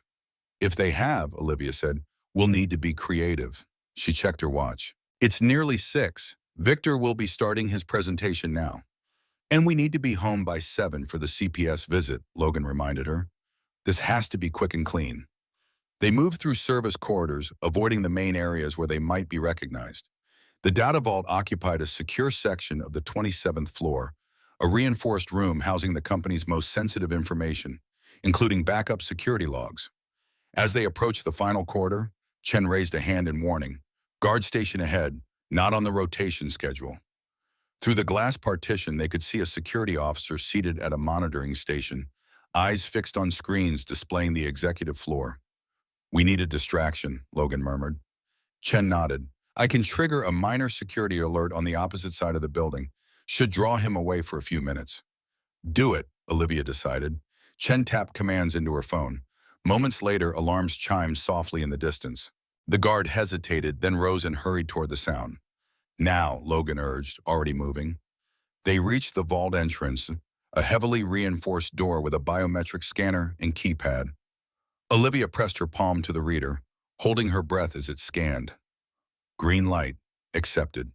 She entered her access code, and the door unlocked with a pneumatic hiss. Inside, server racks hummed with the lifeblood of Winter's innovations. Patents, research data, financial records, and security archives. Olivia moved directly to a terminal near the back wall, inserting a specialized drive Detective Chen had provided. "The unaltered logs should be in a hidden partition," Chen explained. "This program will find and extract them without triggering alerts." Olivia's fingers flew across the keyboard, navigating through layers of security with practiced ease. "I'm in. Downloading now." Logan kept watch at the door, tension evident in every line of his body. "Hurry, guards coming back." 30 seconds, Olivia murmured, eyes fixed on the progress bar. "We don't have 30 seconds, Logan warned as footsteps approached. Olivia yanked the drive free the moment the download completed. Got it? Too late. The guard appeared in the corridor, his expression shifting from surprise to suspicion as he spotted them through the glass wall of the vault. Hey, stop right there! He reached for his radio. Detective Chen stepped forward, badge raised. Seattle PD, official investigation. The guard hesitated, confusion evident. I wasn't notified of any police activity. That's the point of an investigation, Chen replied coolly. Now please step aside. Before the guard could respond, the building's main alarm system activated. Not the localized alert Chen had triggered, but a full-scale emergency notification. Red lights pulsed along the corridors as an automated voice advised all personnel to proceed to designated evacuation points. That's not me, Chen said, alarmed. Something's happening, Logan muttered. Logan's phone buzzed with an incoming call. Dave Simmons from security. Reed, he answered tersely. What's going on? Dave's voice came through, breathless and urgent. Fire alarm on executive level. Real smoke reported, and there's more. Someone just accessed R&D using your credentials. They're downloading the entire Phoenix database. That's impossible, Logan said. I'm nowhere near R&D. System says otherwise. Look, whatever's happening, it's coordinated. Too many coincidences. Olivia's eyes widened with sudden understanding. It's Victor. He's creating chaos to cover digital tracks. The board meeting, the fire alarm, the data theft. It's all happening at once. We need to get to R&D, Logan decided. Now! They rushed toward the elevators only to find them locked down for the emergency. Stairs, Chen directed, already moving toward the exit sign. 27 floors down was not an option. Instead, they ascended to the 30th floor, where R&D occupied the entire level. By the time they burst through the stairwell door, alarms were blaring throughout the building, and the sprinkler system had activated in certain sections, creating an eerie, mist-filled landscape of research laboratories. The main lab where Project Phoenix was housed remained sealed, environmental controls protecting the sensitive equipment from water damage. Through the glass walls, they could see a figure in a lab coat working at a central terminal. Mira, Olivia breathed, recognizing her assistant. Detective Chen drew her weapon. Stay behind me. They entered the lab through the airlock system, the change in pressure announcing their arrival. Mira looked up, momentarily startled, then remarkably composed for someone caught in the act. Olivia, she acknowledged, you're earlier than expected. You step away from the terminal, Detective Chen ordered, gun trained on the younger woman. Mira smiled thinly. Detective Chen, I wondered if you'd figure it out. She made no move to obey. Do you know what this is? She gestured to the screen where data streamed rapidly, the culmination of 5 years' work. Nanotechnology that could revolutionize respiratory medicine forever. Her voice hardened. Too important to be controlled by one company. Too valuable to be patented and restricted. You're stealing it, Olivia said, betrayal evident in her tone. I'm liberating it, Mira corrected. This research belongs to everyone, not just those who can afford Winter's Innovations price tag. Logan studied her with tactical assessment. You're not working for Victor. Victor, Mira laughed. He's as bad as the rest. Another corporate vulture. No, I answer to a more ethical interest. Med Research Initiative, Detective Chen guessed. The open-source medicine group that hacked 3 pharmaceutical companies last year. People are dying because they can't afford treatment, Mira said fiercely. Children with asthma, adults with COPD, elderly patients with pulmonary fibrosis, all because corporations value profits over lives. Phoenix will be accessible, Olivia insisted. We have a tiered pricing model, subsidies for low-income patients. Crumbs from the table, Mira cut her off. Not good enough. So you killed Helen Pierce, Detective Chen demanded, for the greater good? Something flickered across Mira's face. Genuine shock. Helen, I didn't. She stopped, realization dawning. Victor? It must have been Victor. He knew she was helping me. Helping you? Olivia echoed. Helen believed in open access too, Mira explained. She provided early research data. Not everything, but enough to start. She wanted Phoenix available to everyone, regardless of income. She looked at Olivia with something like pity. She didn't trust you to do the right thing in the end. Before Olivia could respond, a new alarm sounded, different from the fire alert. More urgent. Lockdown. Security breach protocol, Logan explained, recognizing the pattern, the building ceiling itself. Mira's expression changed to alarm. She turned back to the terminal, fingers flying across the keyboard. Someone's corrupting the Phoenix data, inserting false research parameters. Her eyes widened. If these modifications reach production, the nanobots would malfunction catastrophically. They'd cause respiratory failure instead of preventing it. Victor, Olivia breathed. He's not trying to steal Phoenix, Logan suggested grimly. He's trying to destroy it. Or control it, Mira said. If he owns the only viable version while corrupted data is released to the public, he creates a medical disaster that only he can solve. With MedTech's alternative treatment, Olivia finished, the implications settled over the room like a physical weight. Thousands of patients dead, a revolutionary treatment discredited, and Victor emerging as the savior with an alternative that would make billions. Mira worked frantically at the terminal. I can't stop the corruption from here. It's coming from a primary admin account. The boardroom, Olivia realized. Victor's presentation wasn't just about the merger. It was covered to access the executive terminal. We need to get up there now. Detective Chen's phone buzzed. Chen? She answered sharply. What? When? Her expression darkened as she listened. Keep the scene secure. I'm on my way. She ended the call, turning to Logan and Olivia. Victor Lang was just found dead in the boardroom. Single gunshot to the head. The world seemed to tilt beneath Olivia's feet. That's not possible. There's more, Chen continued grimly. The gun found at the scene is registered to Logan Reed. Logan stiffened. I don't own a gun. Someone wants you to take the fall, Mira said, understanding dawning. Both of you. First Helen, now Victor. But who gains from that? I don't know, Olivia said, struggling to make sense of the rapidly deteriorating situation. Logan checked his watch, a new urgency in his movements. It's 6:45, Sophie. The CPS evaluation. Olivia grasped the implication immediately. If you're implicated in Victor's murder, custody revisits automatically. And if both targets of a frame-up are in the same place when discovered. Detective Chen didn't need to finish the thought. We need to split up, Logan decided. I need to get home to Sophie. Olivia, you and Detective Chen need to secure that data and find out who's really behind this. It's too dangerous, Olivia protested. Whoever did this has planned meticulously. They want us separated. They also want us desperate and reactive, Logan countered. We can't let them dictate the terms of engagement. A tense silence fell over the group, broken only by the continuing alarms and the soft hum of laboratory equipment. Finally, Olivia nodded. Go, she said. Sophie needs you more than I do right now. Something passed between them, unspoken but profound. Logan turned to leave, then paused.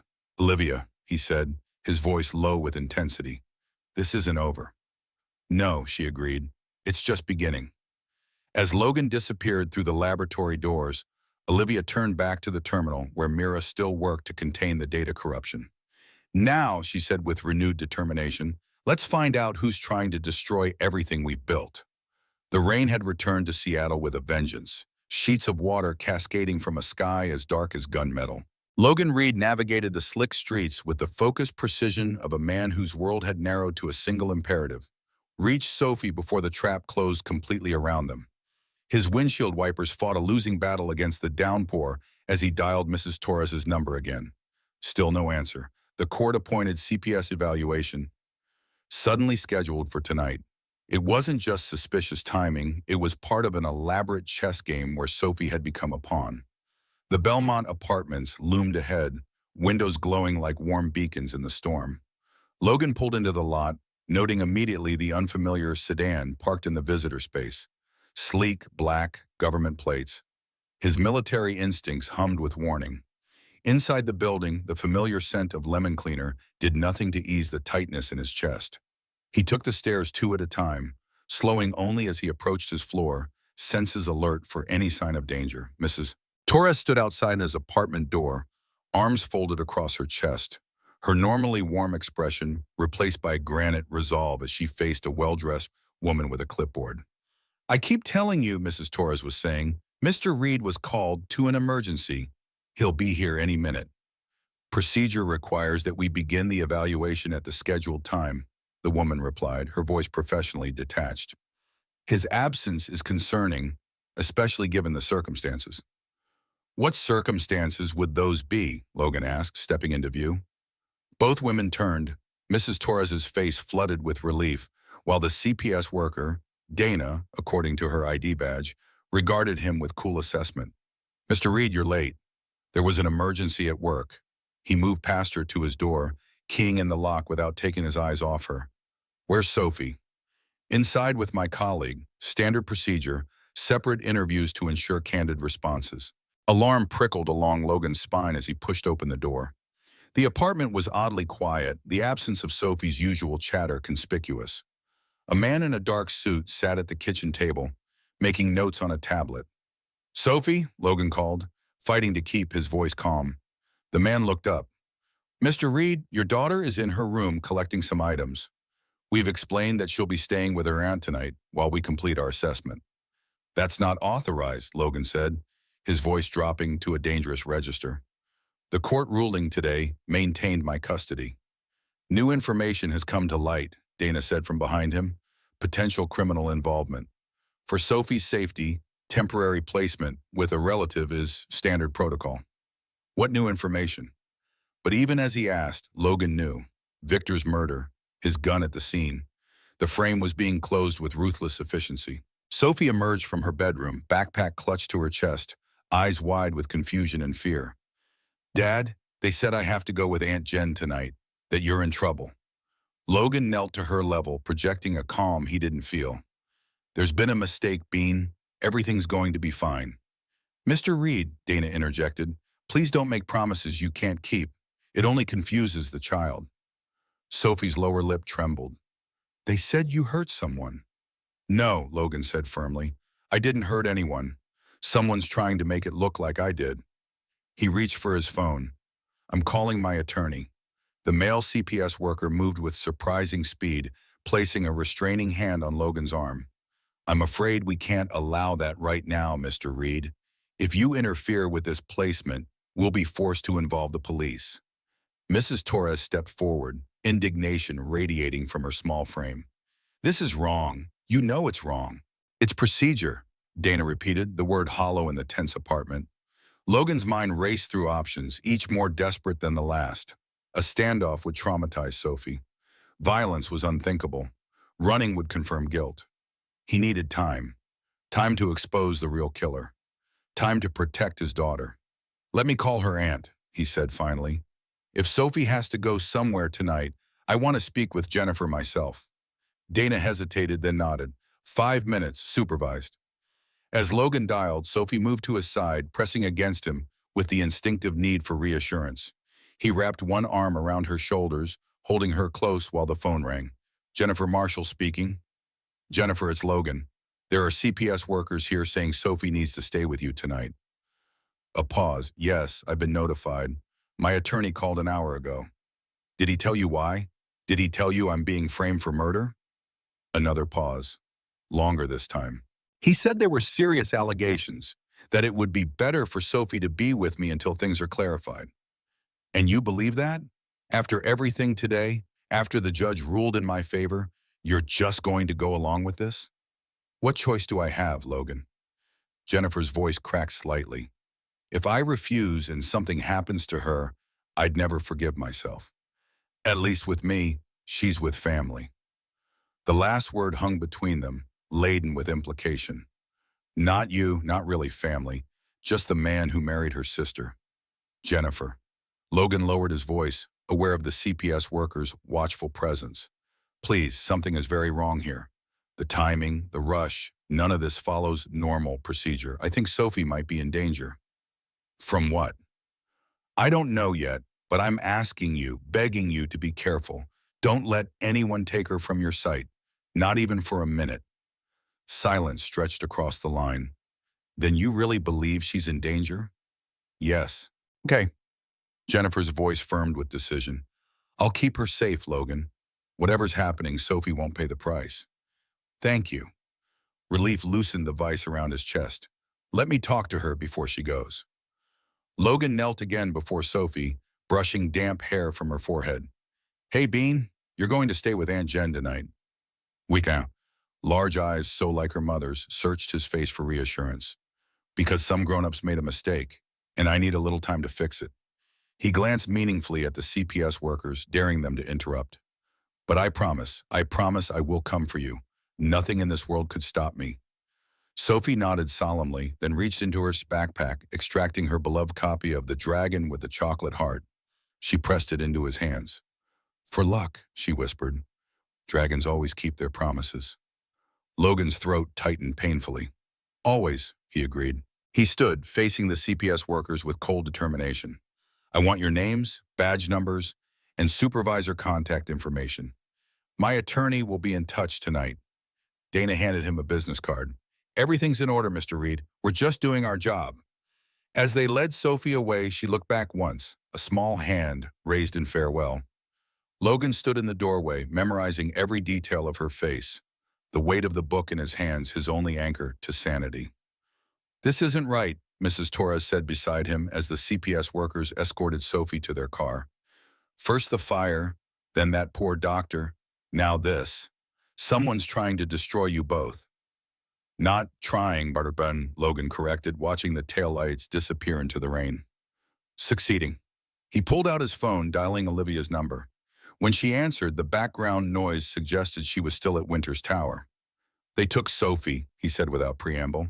Olivia's sharp intake of breath carried clearly over the line. CPS? Yes, but something's off. The woman who called earlier, Dana, she knew details that weren't public yet about Victor. Where are they taking her? Jennifer's for now. Logan closed his apartment door, leaning against it. Olivia, I think we're missing something. Victor's death doesn't make sense. He was winning. The board was moving his way. Project Phoenix was compromised. Why kill him now? Because he wasn't in control anymore, Olivia said slowly. He thought he was the chess master, but he was just another piece on the board. Mira's group? Could they have killed him? No, Med Research wants to distribute Phoenix freely, not destroy it. Killing Victor doesn't serve their agenda. What about Eleanor Pike? She stood to gain if both Victor and I were removed.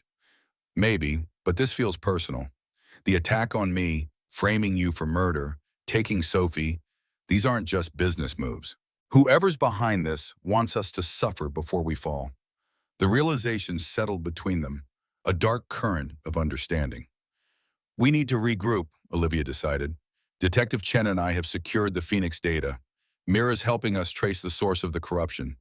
Meet us at the safe house Chen arranged. I can't, Logan said. Not yet. If Sophie's in danger, I need to be close. Logan, I know. He cut her off. I can't leave her out there unprotected. Not with someone hunting us. A weighted silence, then. Okay, but stay in touch. And Logan, be careful. She stopped herself. I know, he said again, softer this time. You too. As he ended the call, Logan became aware of Mrs. Torres watching him with knowing eyes. That woman, she said, she's important to you. It wasn't a question. Yes, Logan admitted, she is. Mrs. Torres nodded, satisfied. Good, you've been alone too long. She pressed a key into his palm. My cousin's boat, Lake Union Marina, slip 42. If you need somewhere, they won't look. Logan closed his fingers around the key, gratitude warming his voice. Thank you. Just bring that little girl home, she replied. Some things matter more than rules. The safe house Detective Chen had arranged was a converted warehouse loft in the industrial district, its windows overlooking Puget Sound, where container ships moved like slow ghosts through the rainy night. Olivia stood before a makeshift evidence board, photographs and documents connected by red string, an analog approach to their digital problem. Victor was killed with a .40 caliber pistol, Detective Chen said, taping up the ballistics report. Clean shot, professional angle, same signature as Helen Pierce's murder. Same killer, Olivia concluded, but different puppet master. Mira Chen worked at a laptop nearby, her expression intent as she traced the data corruption through the Phoenix files. The algorithm is brilliant, she admitted grudgingly. It doesn't just delete or alter data. It introduces subtle errors that would cause catastrophic failure in practical application. Patients would die, but not immediately. It would look like treatment complications, not sabotage. Can you reverse it? Olivia asked. Working on it, but whoever did this knows Phoenix's architecture intimately. Mira looked up, her face troubled. Olivia, this isn't just someone who stole research. This is someone who understands the project from the inside. Olivia absorbed this, adding another piece to the puzzle. What about the security logs from the data vault? Detective Chen pulled up the files on a tablet. They confirm what we suspected. The fire at Lexington Tower was deliberate. Accelerant placed in strategic locations. Alarm systems delayed. But here's the interesting part. The access logs show maintenance credentials used to enter restricted areas before the fire. Logan, no. These were from 6 months ago when Logan was still working at Seattle Memorial Hospital. The credentials belonged to his predecessor, James Wilson. Olivia frowned. I don't remember a James Wilson. You wouldn't. He was hired through the subcontractor, worked for 3 months, then disappeared after collecting his last paycheck. Background check was clean. References solid. Too solid, Olivia guessed. Exactly, we pulled his employment photo. Chen passed over a grainy security badge image. Olivia studied it, frustration mounting. I don't recognize him. You wouldn't, Mira interjected, looking over from her computer. That's a digital composite, AI generated, not a real person. A chill traced Olivia's spine. Someone created a fake maintenance worker, gave him access to our building, then used his credentials to set the stage for the fire 6 months ago. This wasn't a hasty plan. This was long-term strategic positioning, Chen confirmed. Olivia's phone chimed with an incoming email. She checked it, her expression darkening. Board vote results. I've been officially removed as CEO, pending criminal investigation into Helen and Victor's deaths. Eleanor Pike has been named interim CEO. She looked up, and she's announcing the MedTech merger tomorrow morning. Perfect timing, Chen observed dryly.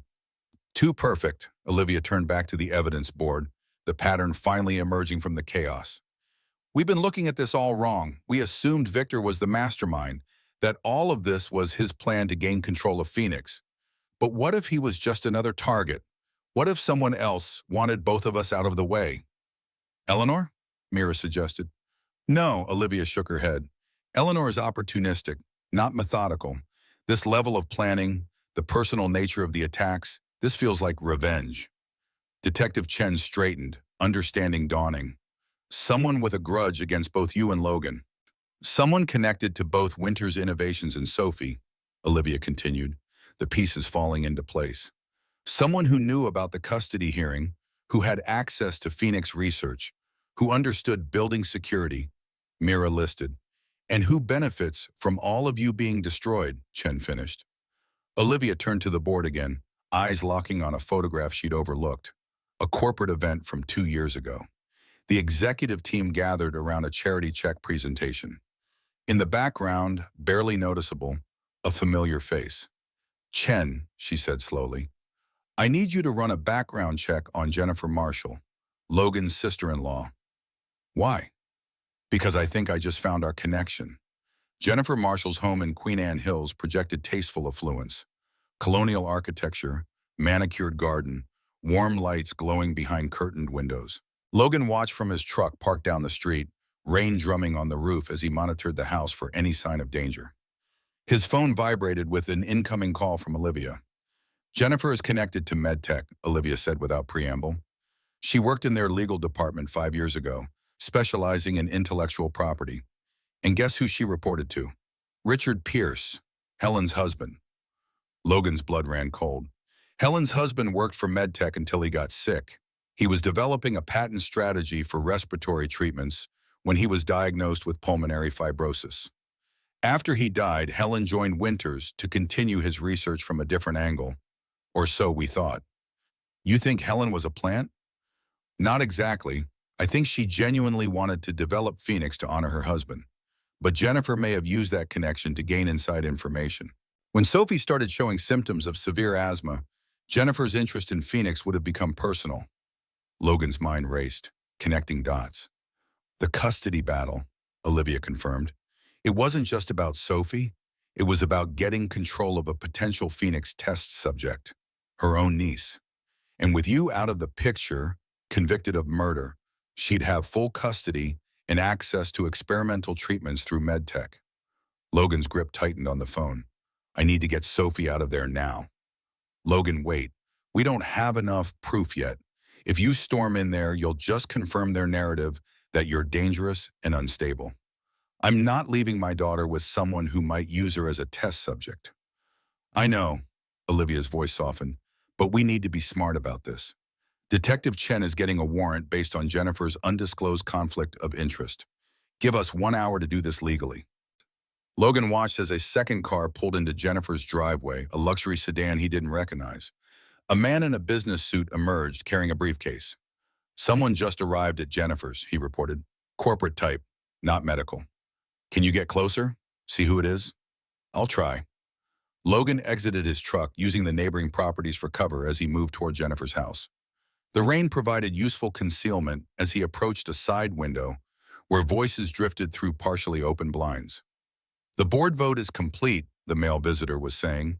Eleanor has authorized emergency trials to begin immediately. With Victor gone, there's no one left to question the accelerated timeline. And Olivia Winters? Jennifer's voice tense with anticipation. Being sought by police as we speak. The evidence against her is overwhelming. Once she's arrested, MedTech will publicly distance themselves from the merger, citing ethical concerns. Then after a suitable interval, they'll acquire Winters Innovations at a fraction of its value, including an all-Phoenix research. And my brother-in-law? A tragic case of a grieving widower driven to violence. His military background makes the scenario quite believable. After his conviction, Sophie's participation in the trials will be entirely your decision, as her legal guardian. Logan's vision narrowed to a pinpoint of rage. He forced himself to breathe, to think. Acting now would endanger Sophie. He needed to document this conversation, create evidence. He raised his phone, activating the recording function as Jennifer spoke again. I want guarantees, Nathan. Written guarantees that Sophie receives the full treatment protocol, not the placebo. I didn't orchestrate all of this just to watch her continue to suffer. Nathan, the name registered dimly in Logan's memory. Nathan Winters, Olivia's estranged brother. You'll have them, Nathan assured her. Sophie will receive the actual Phoenix therapy, the version without Helen's final modifications. It won't be as effective as the complete formula would have been, but it's better than conventional treatments. And the side effects are manageable according to our researchers, nothing compared to what she endures now. Jennifer seemed to consider this. When do we move her to the facility? Tonight. The documents are prepared. As her guardian, you're authorizing her participation in an experimental treatment program for severe pediatric asthma, all perfectly legal. And if Logan somehow manages to clear his name? Nathan's laugh held no humor. That won't happen. The evidence chain is airtight. By the time anyone realizes what's happened, the original Phoenix will be discredited. MedTech's version will be the only viable alternative, and your niece will be healthier than she's ever been. Everyone wins. Except Olivia and Logan, Jennifer noted without apparent remorse. My sister made her choice years ago, Nathan said coldly. She chose the company over family. Now she's paying the price. Logan had heard enough. He retreated carefully, returning to his truck to call Olivia. It's Nathan, he confirmed. Your brother is working with Jennifer and MedTech. They're planning to move Sophie to a research facility tonight for experimental treatments. Olivia's sharp intake of breath was the only indication of her shock. Nathan, I should have known. After our father died, he blamed me for refusing to sell the company. Said I was choosing a legacy over living family. He's using my family as leverage now. I'm going in, Olivia. I can't wait. No, she said firmly. We have recording of their conversation now. Evidence. Detective Chen can get an emergency custody order based on child endangerment. We're 20 minutes out. Just wait. And if they move Sophie before you arrive? A pause, then resigned. Do what you have to do. But Logan, be careful. Nathan is dangerous. So am I, Logan replied grimly, ending the call. He studied the house again, noting the security system, the placement of windows, the multiple exit points. The military tactician in him calculated risks and approaches, while the father in him screamed to rush in immediately. As he weighed his options, the front door opened. Jennifer emerged with Sophie, who was bundled in a raincoat despite the late hour. Behind them came Nathan, carrying Sophie's backpack. They moved toward Nathan's sedan, Jennifer guiding Sophie with a hand on her shoulder. Logan made his decision. Slipping from the truck, he circled through neighboring yards, approaching from the blind side of the driveway as Nathan opened the car's back door. "Sophie," he called, his voice carrying just enough to reach them without alerting the entire neighborhood. Sophie turned, her face lighting with relief. "Dad!" Jennifer spun, alarm replacing her composure. "Logan, what are you doing here?" "Taking my daughter home," he said simply, continuing his steady approach. Nathan stepped forward, positioning himself between Logan and the car. "That would be unwise, Mr. Reed. There's a warrant out for your arrest. You're only making things worse for yourself and for Sophie." "I heard your conversation," Logan said, directing his words to Jennifer. "Experimental treatments, research facility. That's not what Sophie needs." Jennifer's expression hardened. "You don't know what she needs. You've been barely keeping her alive with outdated treatments and emergency room visits. This is her chance for a real cure." "A cure that might kill her," Logan countered. "You heard him. There are side effects. They don't even have the complete formula." "Better than watching her struggle for every breath." Jennifer's composure cracked, revealing the desperation beneath. "You think I want to hurt her? I'm trying to save her." Sophie looked between them, confusion and fear evident in her small face. "Dad, what's happening?" "It's okay, Bean," Logan assured her, still advancing slowly. "Everything's going to be fine. You're coming with me now." Nathan reached into his jacket, producing a sleek pistol that he leveled at Logan's chest. "I'm afraid that's not possible, Mr. Reed. Get back in your truck and drive away. The police are already on their way." Logan stopped, eyes fixed on the weapon. "You're going to shoot me in front of my daughter? That's your plan?" "If necessary." Nathan's grip was steady, his expression cold. "Though I'd prefer to let the justice system handle you. Much cleaner. Like you handled Helen Pierce and Victor Lang. Was that clean?" A flicker of something, not quite remorse but acknowledgement, crossed Nathan's face. "Necessary sacrifices for the greater good. Helen became a liability when she developed a conscience. And Victor, well, Victor thought he was in charge right until the end." Jennifer's eyes widened. "Nathan, you said no one would get hurt. You said this was just about getting the research back where it belonged." "And so it is," Nathan assured her smoothly. "But business sometimes requires difficult decisions." "Dad?" Sophie's voice trembled. "I don't feel good." Logan glanced at his daughter, noting with alarm the labored rise and fall of her chest, the slight blue tinge to her lips. An asthma attack, triggered by stress in the cold night air. "She needs her inhaler," he said urgently. "It's in her backpack." Jennifer reached for the bag Nathan carried, but he stepped away. "Not yet. First, Mr. Reed needs to leave." "She's having an attack," Jennifer protested. "Give me the inhaler." "After he goes," Nathan insisted. "We can handle this." Logan calculated distances, angles, risks. Nathan stood 12 feet away, the gun unwavering. Sophie was 7 feet beyond him, her breathing growing more distressed by the second. Jennifer beside her, torn between loyalty to her plan and concern for her niece. "Nathan," Logan said calmly, "I was a Navy SEAL for 12 years, specialized in hostage rescue and counterterrorism. I've disarmed men more skilled than you in worse conditions than this. But right now, my daughter needs her medication. So you have a choice. Give her the inhaler, or find out how fast I can cross 12 feet of wet pavement." Uncertainty flickered in Nathan's eyes, the first crack in his confident facade. "He's bluffing," he told Jennifer, though his voice lacked conviction. "I don't think he is," Jennifer replied, watching Sophie's increasingly labored breathing with growing panic. "Nathan, give me the bag, now." In the distance, sirens wailed, police responding to the escalating situation. Nathan glanced toward the sound, his attention divided for a crucial moment. Logan moved. Years of training compressed into fluid motion as he closed the distance in 3 rapid strides. Nathan fired a panicked shot that went wide before Logan's hand clamped around his wrist, twisting sharply. The gun clattered to the pavement as Logan drove Nathan to his knees with practiced efficiency, subduing him with minimal force. Jennifer grabbed the fallen backpack, fumbling for the inhaler as Sophie's wheezing intensified. "I can't find it," she cried, desperation edging her voice. Logan secured Nathan with a restraining hold, then called to Sophie. "Front pocket, Bean. Remember, we always keep it in the front pocket."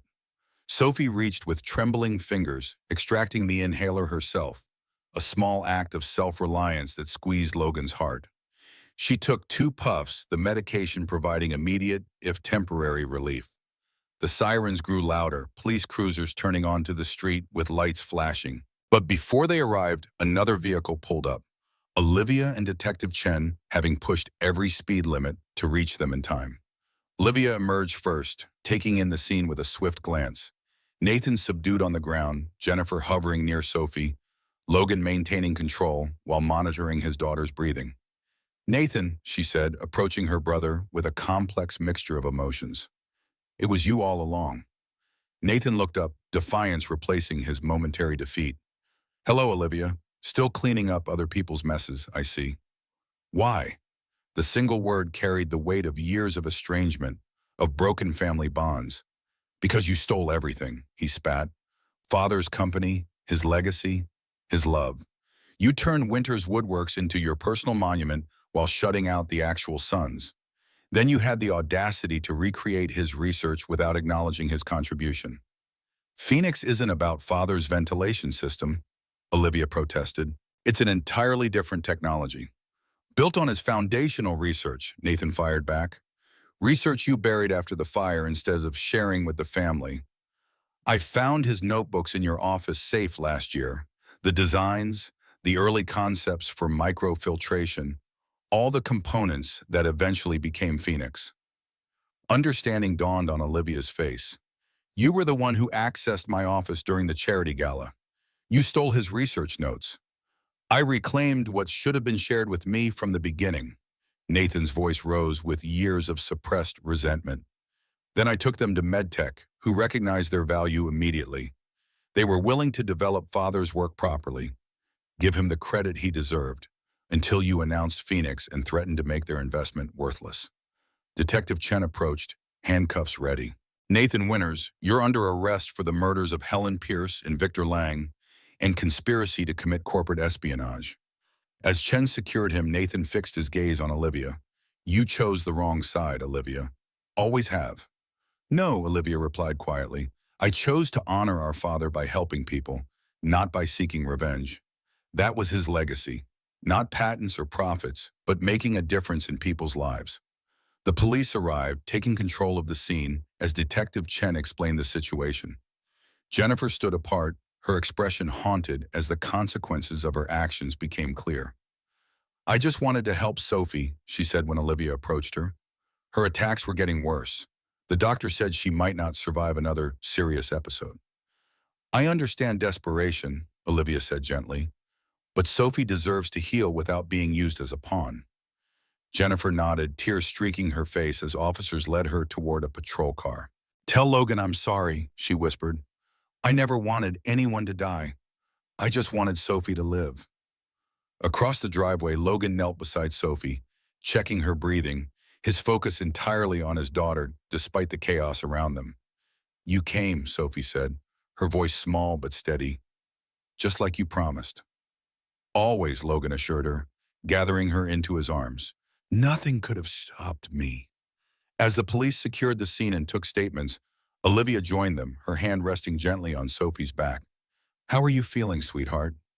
"Better," Sophie managed a weak smile. "Dad says we might have to answer lots of questions tonight." "That's right," Olivia confirmed. "But first, we need to get you somewhere warm and safe."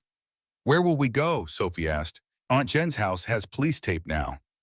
Olivia and Logan exchanged a glance, years of decisions and possibilities condensing into a single moment of clarity. "Home," Logan said simply. "We're going home." 3 months later, cherry blossoms drifted like pink snow across the grounds of Seattle Children's Hospital, where a small crowd had gathered for the ribbon-cutting ceremony of the new Phoenix Respiratory Treatment Center. Olivia stood at the podium, the spring sunlight catching the silver threads in her hair, earned during the intense weeks of testimony, restructuring, and rebuilding that had followed Nathan's arrest. Today marks not just the opening of a treatment facility, she addressed the assembled guests, but the fulfillment of a promise to patients, to families, and to the legacy of innovation that drives medical progress. Phoenix is more than a technology. It's a second chance at breath itself. In the front row, Logan sat with Sophie beside him, her complexion healthier than it had been in years. As one of the first recipients of the fully realized Phoenix treatment, her improvement had been nothing short of miraculous. Reduced inflammation, strengthened lung tissue, an attack so rare they had almost forgotten the fear that once dominated their lives. None of this would have been possible without the courage of those who stood against corruption and greed, Olivia continued. The investigators who uncovered the truth, the scientists who refused to compromise their ethics, and the families who never stopped fighting for those they love. Her gaze met Logan's briefly, a private acknowledgement of their shared journey. The months since Nathan's arrest had been challenging, rebuilding Winter's innovations after the attempted corporate takeover, testifying in the trials of Nathan and Jennifer, navigating the complex emotions of betrayal and forgiveness. But they had faced it together, their bond forged in crisis now strengthened in recovery. Olivia had stepped back from day-to-day operations at Winters, focusing instead on the Phoenix Foundation, a nonprofit ensuring the treatment reached those who needed it most, regardless of financial means. And Logan had found his place as the foundation's security director, his military experience finally serving the purpose he'd always sought, protecting the vulnerable. I'd like to invite Sophie Reed to join me for the official ribbon cutting, Olivia announced. As one of our first patients, Sophie represents the future we're fighting for, one where no child struggles for breath, where no parent watches helplessly as their child suffers. Sophie approached the podium with newfound confidence, her steps steady, her breathing easy. The oversized ceremonial scissors looked comically large in her small hands, but her smile as she faced the crowd was radiant. "Ready?" Olivia asked softly. Sophie nodded, positioning the scissors. "For everyone who can't breathe right," she declared, and cut the ribbon with a decisive snip. Applause erupted as balloons were released into the clear spring sky, symbolic breaths of freedom ascending into the endless blue. Later, as the crowd dispersed and the formal photographs were completed, Logan found Olivia standing alone by the hospital's memorial garden, her expression thoughtful as she watched Sophie chatting animatedly with Dr. Abernathy. "Penny, for your thoughts," he said, joining her. "I was thinking about my father," Olivia admitted, wondering what he would make of all this. Phoenix, the foundation, everything that came from his early work. "I think he'd be proud," Logan said. "Not of the technology or the buildings, but of what you chose to do with them." Olivia smiled, the grief that had shadowed her for so long finally softening into acceptance. "And Nathan? What would he think of his sister visiting him in prison every month? Still trying to rebuild some kind of relationship?" "That he's luckier than he deserves," Logan replied honestly. "Most people don't get second chances after the damage he caused." "Everyone deserves a chance at redemption," Olivia said quietly. "Even if they never fully achieve it. That's what Phoenix is really about, isn't it? Second chances, new beginnings from the ashes of what was lost." Logan's hand found hers, fingers intertwining with familiar ease. "Speaking of new beginnings, Sophie has a question for you." Olivia raised an eyebrow. "Oh?" "She wants to know if you'll help with her science project. Something about advanced respiratory mechanics. Apparently, having the inventor of Phoenix nanotherapy as a resource gives her an unfair advantage." His smile warmed his eyes. Her words, not mine. "I'd be honored," Olivia said, genuine pleasure lighting her features. "Though she hardly needs my help. That child has a mind like a steel trap." "Like someone else I know," Logan observed. They walked together towards Sophie, who waved enthusiastically when she spotted them. "There's something else," Logan said, his voice dropping to a more intimate register. "Mrs. Torres has been not so subtly suggesting that our current living arrangement might benefit from, formalization." "Formalization?" Olivia repeated, amusement curving her lips. "Is that what the military calls it these days?" "That's what a nervous former SEAL calls it when he's trying to find the right words to ask an intimidating CEO to marry him," Logan admitted. Olivia stopped, turning to face him fully. "Is that what you're doing right now, asking?" Logan's expression grew serious. I've never been good with formal declarations or grand gestures, but I know what matters. I know that the day you walked into that burning building with me was the day my life changed course. And I know that whatever comes next, I want to face it with you. He took both her hands in his. So yes, Olivia Winters, I'm asking. For a moment, Olivia simply looked at him. This man who had saved her in more ways than one, who had shown her that strength came in many forms, and that the most powerful legacy wasn't built in corporate boardrooms, but in the quiet moments of commitment and care. Yes, she said simply. Yes to all of it. Sophie bounded over, her energy seemingly inexhaustible now that her lungs worked properly. Are you guys coming? Dr. Abernathy says they're serving cake in the reception hall. We wouldn't miss it, Olivia assured her, tucking a strand of hair behind Sophie's ear with the natural gesture of someone who had found her place in this small family. As they walked together toward the hospital entrance, Logan's arms settled comfortably around Olivia's shoulders, Sophie skipping ahead with the exuberance of a child who no longer feared her next breath. You're coming with me, right? Sophie called back, impatient for them to catch up. Olivia and Logan exchanged a glance. Years of struggle and triumph, fear and hope, loss and love distilled into a single shared moment of perfect understanding. Always, they answered in unison, and followed their daughter into the future they had fought so hard to secure. One breath, one step, one day at a time. 1 year later, the Winter Reed family home stood bathed in golden autumn light, its restored craftsman details highlighted against the backdrop of changing leaves. What had once been Olivia's father's woodworking shop had been transformed into a warm family dwelling, with the original workshop preserved as a creative space where 3 generations of innovation continued. In the backyard, tables were arranged beneath string lights for Sophie's 11th birthday celebration. Children raced across the lawn, their laughter carrying on the crisp October breeze. Sophie led the charge, her cheeks flushed with health and excitement. No inhaler in sight. On the back porch, Logan stood with Mrs. Torres, watching the festivities with quiet satisfaction. Who would have thought, Mrs. Torres mused, that night when you brought home a CEO in a ruined suit would lead to all this? Not me, Logan admitted. I was just trying to get through the night. And now we'll look at you, family man, foundation director, with a home that has more than 2 rooms. Still have 2 locks on the door, though, he noted with a smile. Some habits are worth keeping, Mrs. Torres agreed sagely. Inside, Olivia put final touches on Sophie's birthday cake, a confection shaped like a dragon with chocolate scales and sugar crystal breath.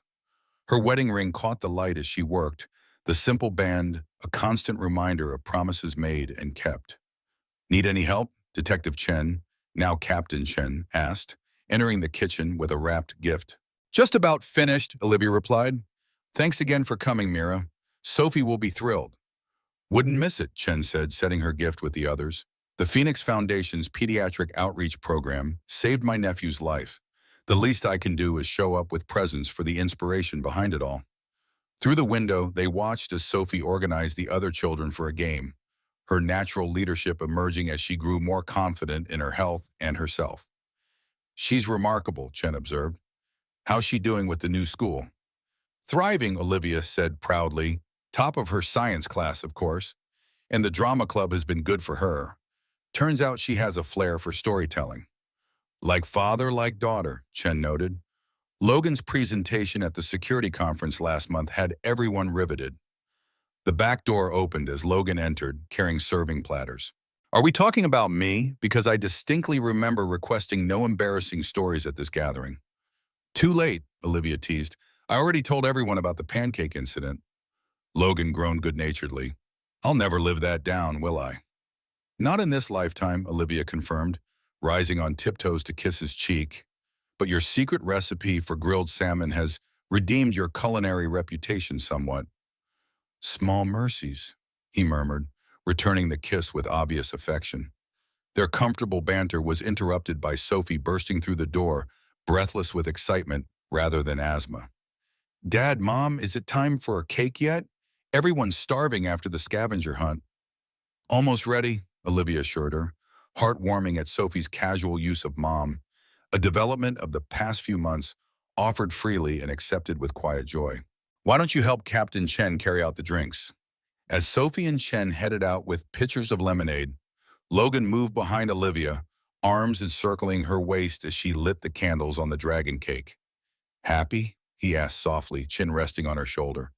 Olivia leaned back into his embrace, watching through the window as their assembled family of choice, Mrs. Torres, Dr. Abernathy, Dave Simmons from security, even a rehabilitated Mira, who now headed the Phoenix Foundation's ethics committee, chatted and laughed in the yard they had built together. More than I ever thought possible, she answered truthfully. She turned in his arms, hands framing his face, a face that had weathered storms, both literal and figurative, alongside his friend, that had shown her what true partnership meant. You know, she said, when you pulled me out of that burning building and said, "You're coming with me," I had no idea how far we'd go together. Neither did I, Logan confessed. I was just doing my job. No, Olivia corrected gently. You were following your heart, the same way you've taught me to follow mine. Outside, Sophie called impatiently for the cake, her voice carrying through the open door. They gathered the celebration centerpiece, sharing one more private moment before rejoining their guests. As they stepped into the autumn sunlight, surrounded by the family they had fought for and the home they had created from the ashes of loss, Olivia felt the final pieces of her father's legacy fall into place. Not in patents or corporate achievements, but in the simple, profound act of building something that would outlast them all. A foundation of love, trust, and second chances. In the end, that was the most valuable inheritance anyone could leave behind. The courage to reach through fire and pull someone else to safety, to say with conviction and hope, "You're coming with me," and mean it forever.